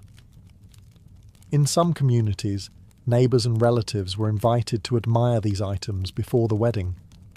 This served a practical purpose, It also provided an excellent opportunity for everyone to discuss them at length.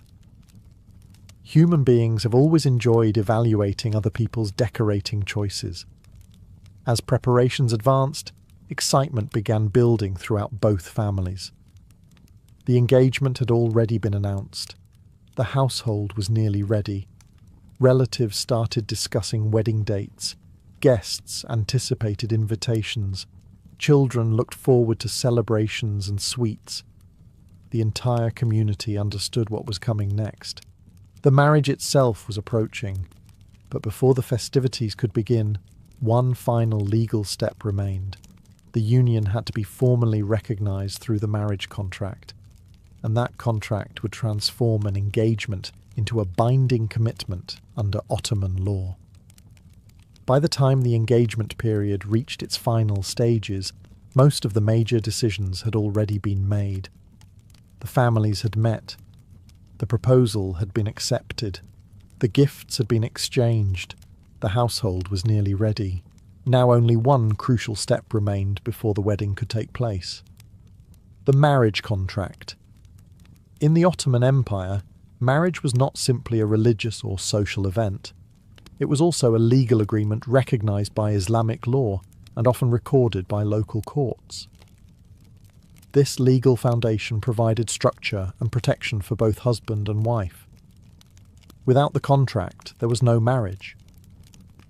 The ceremony surrounding the contract varied depending on region, social class, and local traditions, but certain elements remained remarkably consistent throughout the empire. One of the most important requirements was consent. Contrary to many modern assumptions, Islamic law required the agreement of the bride and groom for a valid marriage. While family influence could be powerful, and social pressure certainly existed, legal scholars generally emphasized that marriage could not simply be imposed without consent. This principle became especially important during the contract process. Witnesses were present, terms were clarified, agreements were confirmed. The mayor that had been negotiated earlier was formally included. Everything needed to be clear. Ottoman judges, known as qadis, often recorded marriage agreements in official registers. These records still survive in many archives today, providing historians with remarkable insights into ordinary people's lives. Through these documents, we can see marriages involving merchants, craftsmen, farmers, soldiers, widows, and members of nearly every social class. In a sense, these centuries-old records preserve the paperwork of countless love stories, family arrangements, and future households. Perhaps less romantic than poetry, but considerably easier for historians to verify. For the bride, the contract provided important legal protections. The agreed mahr became an enforceable obligation. Property rights remained recognised. Financial responsibilities were defined. This was one reason the contract mattered so much. It was not merely symbolic. It carried genuine legal weight. Once the agreement was completed, the couple officially became husband and wife in the eyes of the law. Yet for many families, the most visible and memorable part still lay ahead. The wedding celebrations. Musicians would arrive. Guests would gather. Food would be prepared in enormous quantities. Relatives would travel from neighbouring towns and villages. After months of planning, discussion and preparation, the engagement journey was almost over. The formalities had been completed. The legal foundation had been secured. Now it was finally time for the celebration everyone had been waiting for. After months of family discussions, formal visits, negotiations, gift exchanges, and legal preparations, the long engagement process finally reached its destination. The wedding. For many Ottoman families, this was not merely a single event. It was a series of celebrations that could last several days, depending on local customs, family wealth, and regional traditions. The entire community often became involved. Relatives travelled from neighbouring villages and towns. Friends arrived carrying gifts and congratulations. Musicians prepared their instruments. Cooks worked tirelessly to prepare large quantities of food. For a brief moment, ordinary routines gave way to celebration. In cities such as Istanbul, Bursa, or Edirne, wealthy families could organize remarkably elaborate weddings. Processions moved through the streets. Fine clothing was displayed. Guests enjoyed generous feasts and entertainment. In smaller towns and villages, the celebrations were often simpler, but no less meaningful. The purpose remained the same: to publicly recognize the union of two families and to celebrate the beginning of a new household. The bride often became the center of attention. Her carefully prepared clothing, jewelry, and trousseau were displayed with pride. Items that had taken years to assemble were finally brought into the marriage. For her family, this moment carried powerful emotions.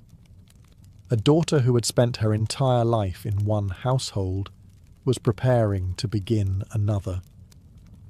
For the groom, the wedding marked the transition into new responsibilities. Marriage was not viewed merely as a personal achievement. It carried obligations.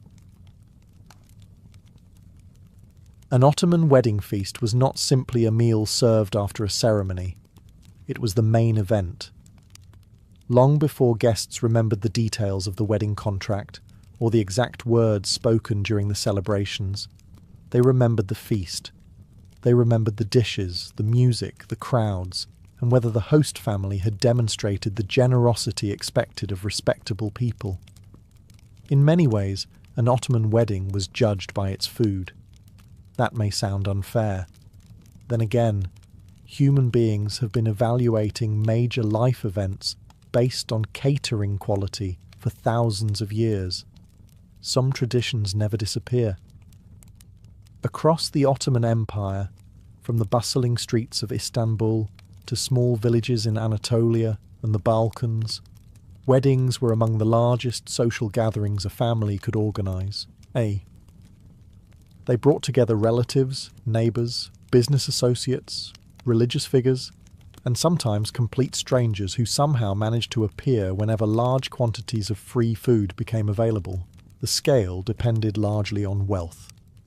A village farmer might host a few dozen guests. A successful merchant could feed hundreds. Members of the Ottoman elite occasionally organised celebrations so enormous that they resembled public festivals rather than family events. Regardless of size, however, every family faced the same challenge: feed people well, very well. In Ottoman society, hospitality was considered a serious virtue. Guests were viewed as blessings, and generosity enhanced a family's reputation. A host who provided abundant food earned admiration. A host who allowed guests to leave hungry risked becoming the subject of neighbourhood conversations. And neighbourhood conversations had remarkable staying power. A failed feast could become local history. Preparation began long before the wedding day arrived.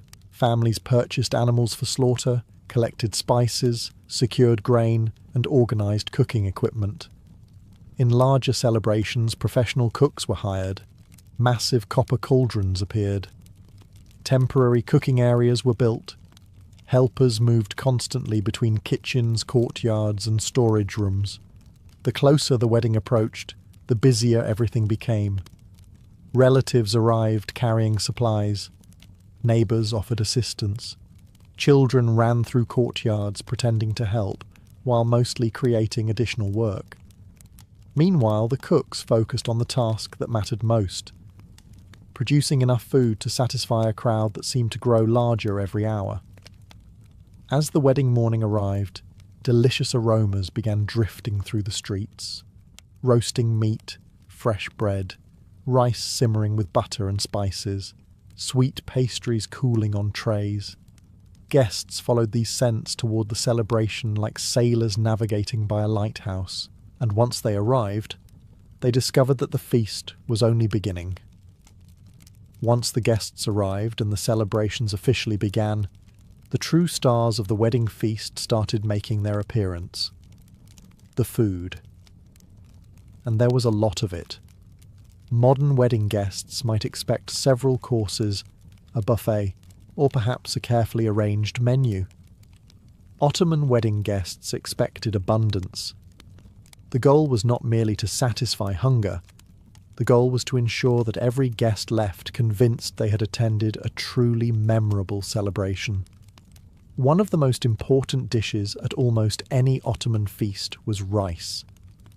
Not the plain rice many people imagine today, but richly prepared pilaf cooked with butter, broth, spices, nuts, dried fruits, or pieces of meat.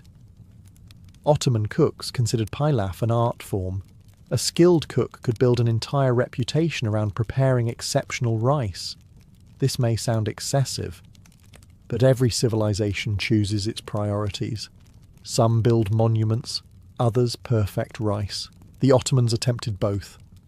Large platters of pilaf often occupied the centre of communal dining arrangements. Guests gathered around them, sharing meals in groups. Hospitality encouraged generosity, and hosts wanted everyone to eat well. Alongside the rice came soups, another cornerstone of Ottoman cuisine. Rich lentil soups, meat-based broths, and hearty stews appeared in enormous quantities. These dishes could feed large crowds efficiently while still providing warmth and flavour. In fact, soup was so important to Ottoman food culture that even elite households consumed it regularly. A wedding feast simply offered a much grander version. Bread accompanied nearly everything. Freshly baked loaves arrived constantly from ovens working throughout the day. Bread served both practical and social purposes. It filled stomachs, complemented other dishes, and ensured that even guests arriving late could find something satisfying to eat. Then came the meat. For many ordinary people in the empire, meat was not an everyday luxury. Weddings therefore provided a rare opportunity to enjoy large quantities of lamb, mutton, chicken or beef. Roasted meats appeared on platters, stewed meats simmered in cauldrons, skewered meats cooked over open fires. The smell alone could attract attention from several streets away, and occasionally from neighbours who suddenly discovered a strong interest in maintaining friendly relations with the host family. As servants and helpers carried dish after dish through crowded courtyards, guests quickly realised something. This was only the beginning. Because while rice, soup, bread and meat formed the foundation of the feast, the Ottomans had no intention of stopping there. The most impressive dishes were still waiting to be served. If the rice, soup, and roasted meats formed the foundation of an Ottoman wedding feast, the next dishes were designed to accomplish something equally important. They were meant to impress. A wedding was one of the few opportunities a family had to demonstrate its prosperity to a large audience. Guests naturally noticed the quality of the food, the variety of dishes, and the generosity of the host. Families knew this. Their guests knew this. The neighbours definitely knew this. As a result, wedding feasts often included special dishes reserved for important occasions. One of the most admired was stuffed lamb. In wealthier households, entire lambs could be prepared with fillings of rice, nuts, spices, dried fruits, and herbs. The presentation alone created excitement. When such a dish appeared, conversations often paused as guests admired the effort involved. And in a society that appreciated culinary skill, admiration was almost as important as appetite. The Ottomans loved combining sweet and savoury flavours in ways that surprise many modern diners. Wedding guests might encounter meat cooked with apricots, raisins, figs, or plums. Cinnamon sometimes appeared in dishes where modern people would never expect to find it. To Ottoman cooks, these combinations represented sophistication. To some first-time guests, they probably represented confusion. Fortunately, confusion tends to disappear quickly when the food tastes good. Another popular feature of large feasts was the variety of stews. Huge copper cauldrons simmered throughout the day, producing rich dishes flavoured with onions, garlic, spices, and slow-cooked meat. These stews could feed enormous numbers of people while maintaining the rich flavours guests expected from a major celebration. The preparation required significant effort. Cooks often worked through the night before the feast. Assistants chopped vegetables, carried water, maintained fires, and stirred massive pots for hours. In the largest celebrations, entire teams coordinated the cooking operation. The kitchen sometimes resembled a military headquarters, except with fewer swords and considerably more onions. Guests also enjoyed seasonal specialties. Fresh vegetables, fruits, nuts, and local delicacies appeared depending on the region and time of year. A wedding in Anatolia might feature somewhat different dishes than a celebration in Syria, Egypt, or the Balkans, but the principle remained the same: abundance, variety, generosity. The feast was intended to make guests feel honoured, and as plate after plate continued arriving, most certainly did. Yet despite all the attention given to meat, rice, and elaborate main courses, everyone understood there was another part of the meal many guests anticipated even more eagerly: the sweets. Because no Ottoman wedding feast was complete without desserts capable of making an already satisfied guest somehow find room for another serving. By the time the main courses began disappearing from the tables, most guests should have been completely full.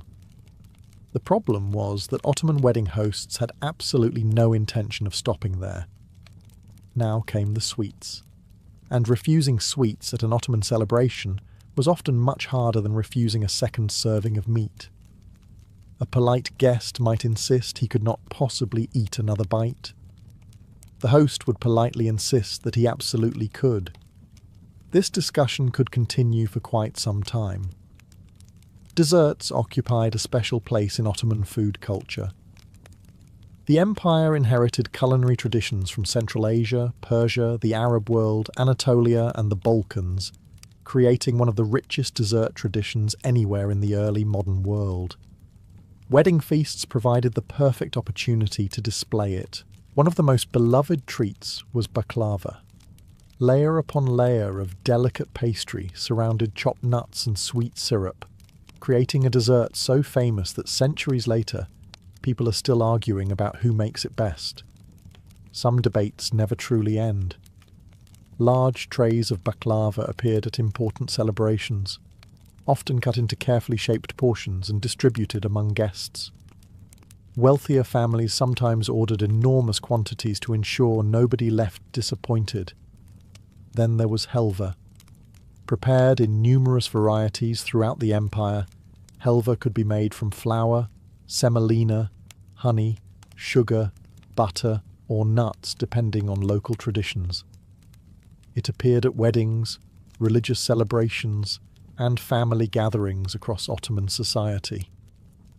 For many guests, no feast felt complete without it. Other sweets followed: fruit preserves, candied nuts, honey-soaked pastries, sweet cakes flavoured with rosewater or citrus, dried fruits imported from distant provinces. The variety itself became part of the spectacle. A wealthy host wanted guests to see abundance wherever they looked. Sugar represented luxury for much of Ottoman history, making elaborate desserts a visible sign of prosperity. When tables overflowed with sweets, guests understood the message immediately. This family had spared no expense. Children naturally benefited the most from this portion of the feast. While adults discussed marriages, politics, business, and family affairs, younger guests often focused on the dessert trays with remarkable concentration. Future generations may change technology, language, and fashion, but children locating sweets at public gatherings remains one of humanity's most consistent skills. As the desserts circulated through the crowd, conversation grew livelier. Guests relaxed, laughter spread, musicians prepared for the next phase of the celebration. Because the wedding feast was never only about eating, the food brought people together, the entertainment kept them there. And as evening approached, the sounds of music, singing and celebration began to take over from the clatter of dishes and serving trays. Once the feast had satisfied everyone's appetite, the wedding entered a new stage. Now it was time to entertain the guests. An Ottoman wedding was never designed to be a quiet gathering where people ate politely and went home early. These celebrations often lasted for hours, sometimes days, and required enough entertainment to keep hundreds of people engaged. Fortunately, the Ottomans excelled at public celebrations. Music formed the heart of the festivities. Musicians arrived carrying drums, flutes, lutes, tambourines, and various regional instruments. Depending on the location, guests might hear the powerful sound of the zurna, a piercing woodwind instrument capable of being heard across an entire neighbourhood, accompanied by large drums whose rhythm could be felt almost as much as heard. Quiet was not the objective. Making sure everyone knew a wedding was taking place certainly was.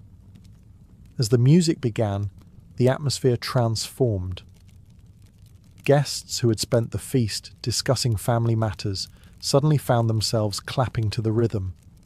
Children danced freely. Young men gathered together in energetic group dances. Older guests smiled while pretending they had no interest in joining. Many eventually joined anyway. Traditional dances varied enormously across the Ottoman Empire. The empire stretched across 3 continents and included dozens of cultures, languages, and local customs. A wedding in Bosnia looked different from a wedding in Anatolia. A celebration in Syria differed from one in Albania or Greece. Yet music remained universal. Every community brought its own songs and dances to the occasion. Professional entertainers also appeared at wealthier weddings. Storytellers performed humorous tales, poets recited verses, musicians demonstrated their skills, acrobats occasionally entertained crowds with remarkable displays of balance and agility. Some imperial celebrations even included jugglers, animal performances, mock battles, and elaborate spectacles designed to impress visitors. The goal was simple: keep people talking about the wedding long after it ended. Laughter became an important part of the celebration. Friends teased one another. Relatives exchanged stories. Old family memories resurfaced. The wedding was one of the rare occasions when multiple generations gathered in the same place, creating opportunities for connection that might not happen again for years. Meanwhile, the bride and groom remained at the centre of attention. Every song, every dance, and every cheer ultimately celebrated their union. The feast had brought everyone together. The entertainment transformed the gathering into a celebration. And as the evening continued, the crowd kept growing. Because some of the most important guests were still arriving, guests whose presence mattered almost as much as the food itself. No matter how impressive the food was or how talented the musicians might be, an Ottoman wedding feast depended on one thing above all else: the guests. A wedding was not merely the union of 2 individuals. It was a public event that strengthened relationships, displayed social connections, and reinforced a family's place within the community. Who attended mattered, and who did not attend could matter even more. As guests continued arriving throughout the day, the host family carefully welcomed each one. Important relatives received special attention. Elder family members were shown respect. Community leaders, religious figures, successful merchants, and influential neighbours often occupied places of honour. Their presence added prestige to the celebration. A wedding attended by respected members of the community reflected positively on the families involved. In many Ottoman towns, invitations extended far beyond close relatives. Friends, business partners, neighbours, former associates, and distant cousins all found their way to the feast. And Ottoman families had a remarkable number of cousins. Some appeared to emerge from branches of the family tree nobody had examined for decades. Yet somehow they always arrived in time for dinner. Hospitality required that they be welcomed warmly. The larger the gathering, the greater the honour. This generosity served an important purpose. Weddings strengthened social bonds. Guests attended not only to celebrate, but also to demonstrate support for the newly formed household. Relationships were renewed, friendships were reinforced, business connections were maintained.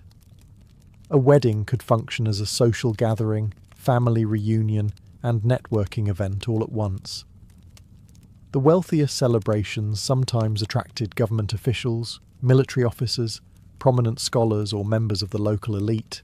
In the imperial capital, weddings involving important families occasionally became significant public events that drew attention far beyond the immediate circle of relatives. Ordinary weddings were naturally smaller, but the principle remained identical. People came together. Communities gathered. Connections were strengthened. The seating arrangements themselves often reflected social customs. Elders received respect. Honoured guests occupied prominent places. Younger attendees generally understood where they belonged, at least most of the time. Every large family gathering throughout history has contained at least one person determined to sit somewhere inappropriate. Human nature remains wonderfully consistent. As conversations filled the courtyards and halls, the wedding became more than a feast. It became a display of community itself. People who might not meet again for months shared food, stories, laughter, and memories. And for the host family, seeing so many guests gathered together was deeply satisfying. Because in Ottoman society, generosity was measured not only by what was served, it was measured by how many people came to enjoy it. While ordinary Ottoman families hosted impressive wedding feasts, the celebrations organised by the imperial court operated on an entirely different scale. These were not simply weddings, they were public spectacles. When members of the Ottoman dynasty married, the festivities could continue for days or even weeks. Entire sections of cities transformed into celebration grounds. Temporary structures appeared. Markets became crowded. Travellers arrived from distant provinces hoping to witness the events. The empire itself seemed to pause and join the party. One of the most famous examples occurred during the reign of Sultan Murad III in the late 16th century. The circumcision festival held for his son became one of the grandest celebrations in Ottoman history. Although not technically a wedding, it demonstrated the extraordinary scale of imperial feasting and entertainment. Thousands upon thousands of guests attended. Foreign ambassadors observed the festivities with amazement. Huge quantities of food were distributed to soldiers, officials, scholars, craftsmen, and ordinary citizens. For days, cooks worked almost continuously. Massive cauldrons lined the celebration grounds. Bread, rice, meat, sweets, and countless other dishes flowed through the city. The goal extended beyond hospitality. These celebrations displayed imperial power. The message was clear. The Ottoman dynasty possessed enough wealth and resources to feed enormous crowds, while simultaneously funding music, performances, and public spectacles. It was political theatre served alongside dinner. And unlike many political events, people generally left satisfied. Entertainment reached extraordinary levels as well. Acrobats performed daring feats, Wrestlers competed before cheering crowds. Storytellers entertained audiences for hours. Musicians played throughout the festivities. Fireworks illuminated the night sky in later centuries. Foreign visitors frequently recorded their astonishment at what they witnessed. Many had never seen celebrations on such a scale. Even the presentation of food became a spectacle. Servants carried enormous trays through crowded areas. Special dishes were prepared specifically for elite guests. The logistics alone required careful planning. Moving enough food to feed thousands of people without creating complete chaos was an achievement worthy of its own celebration. Fortunately, Ottoman administrators possessed considerable experience managing large operations. Empires tend to develop that skill. These grand events influenced wedding traditions throughout society. Wealthier families often imitated aspects of imperial celebrations whenever possible. Few could match the resources of the sultans. Many certainly tried. Yet regardless of whether a wedding took place in a palace or a village courtyard, one thing remained constant. The feast was about more than food. It was about generosity. And nowhere was that generosity more visible than in the tradition of feeding people far beyond the guest list itself. For many Ottoman families, the wedding feast was not limited to invited guests. In fact, one of the greatest signs of generosity was feeding people who had never received an invitation at all. This might seem unusual today. Modern weddings often involve carefully counted guest lists, assigned seating, and detailed calculations about how many meals need to be ordered. Ottoman celebrations frequently operated according to a different philosophy. If food remained available and hungry people were nearby, they should be fed. This attitude was especially visible during large weddings hosted by wealthy families, local notables, and members of the imperial elite. Huge quantities of food were prepared specifically because hosts expected more people to appear than originally planned. And they usually did. Neighbours stopped by. Travellers passed through. Poor families heard about the celebration. Curious spectators gathered near the festivities. Before long, the feast extended well beyond the original guest list. In Ottoman culture, hospitality carried both social and religious importance. Feeding others was considered a virtuous act. Weddings therefore became opportunities not only to celebrate a marriage, but also to demonstrate generosity toward the wider community. Large cauldrons of soup might be distributed to crowds. Bread could be handed out freely. Rice dishes and meat stews were sometimes prepared in such quantities that entire neighbourhoods benefited from the celebration. For poorer members of society, wedding feasts occasionally provided one of the best meals they would eat all year. This reality was particularly important in times and places where meat remained relatively expensive. A wedding might offer foods that many people rarely enjoyed in ordinary life. The host family gained respect. The community benefited. Everyone generally considered this a good arrangement. Of course, feeding large numbers of unexpected guests required careful planning. Cooks needed reserves. Servants needed organisation. Supplies needed to be abundant. Running out of food was one of the worst outcomes imaginable. Guests could forgive many things. An empty serving tray was much harder to overlook. The fear of this embarrassment encouraged hosts to prepare far more food than they believed necessary. Better to have leftovers than stories. Stories lasted for years. Food disappeared in minutes. This generosity also helped strengthen community relationships. People remembered which families treated others kindly during important occasions. Acts of hospitality created goodwill that often lasted long after the wedding ended. As the feast continued into the evening, guests, neighbours, and visitors all shared the same food and celebrations. The wedding had become something larger than a family event. It had become a community gathering. and as darkness approached, one final stage remained. The moment when the celebration began winding down and guests reflected on a feast they would remember for years to come. As the sun began to set and the final dishes disappeared from the serving tables, an Ottoman wedding feast entered its last stage. Not the end of the celebration, the end of the feast itself. Guests were still talking, musicians were still playing, and children were still finding surprising amounts of energy despite spending the entire day running through courtyards and chasing sweets. But gradually, people began preparing for departure. And this was the moment when a wedding success became clear, not through official announcements, not through accounting records, but through conversation.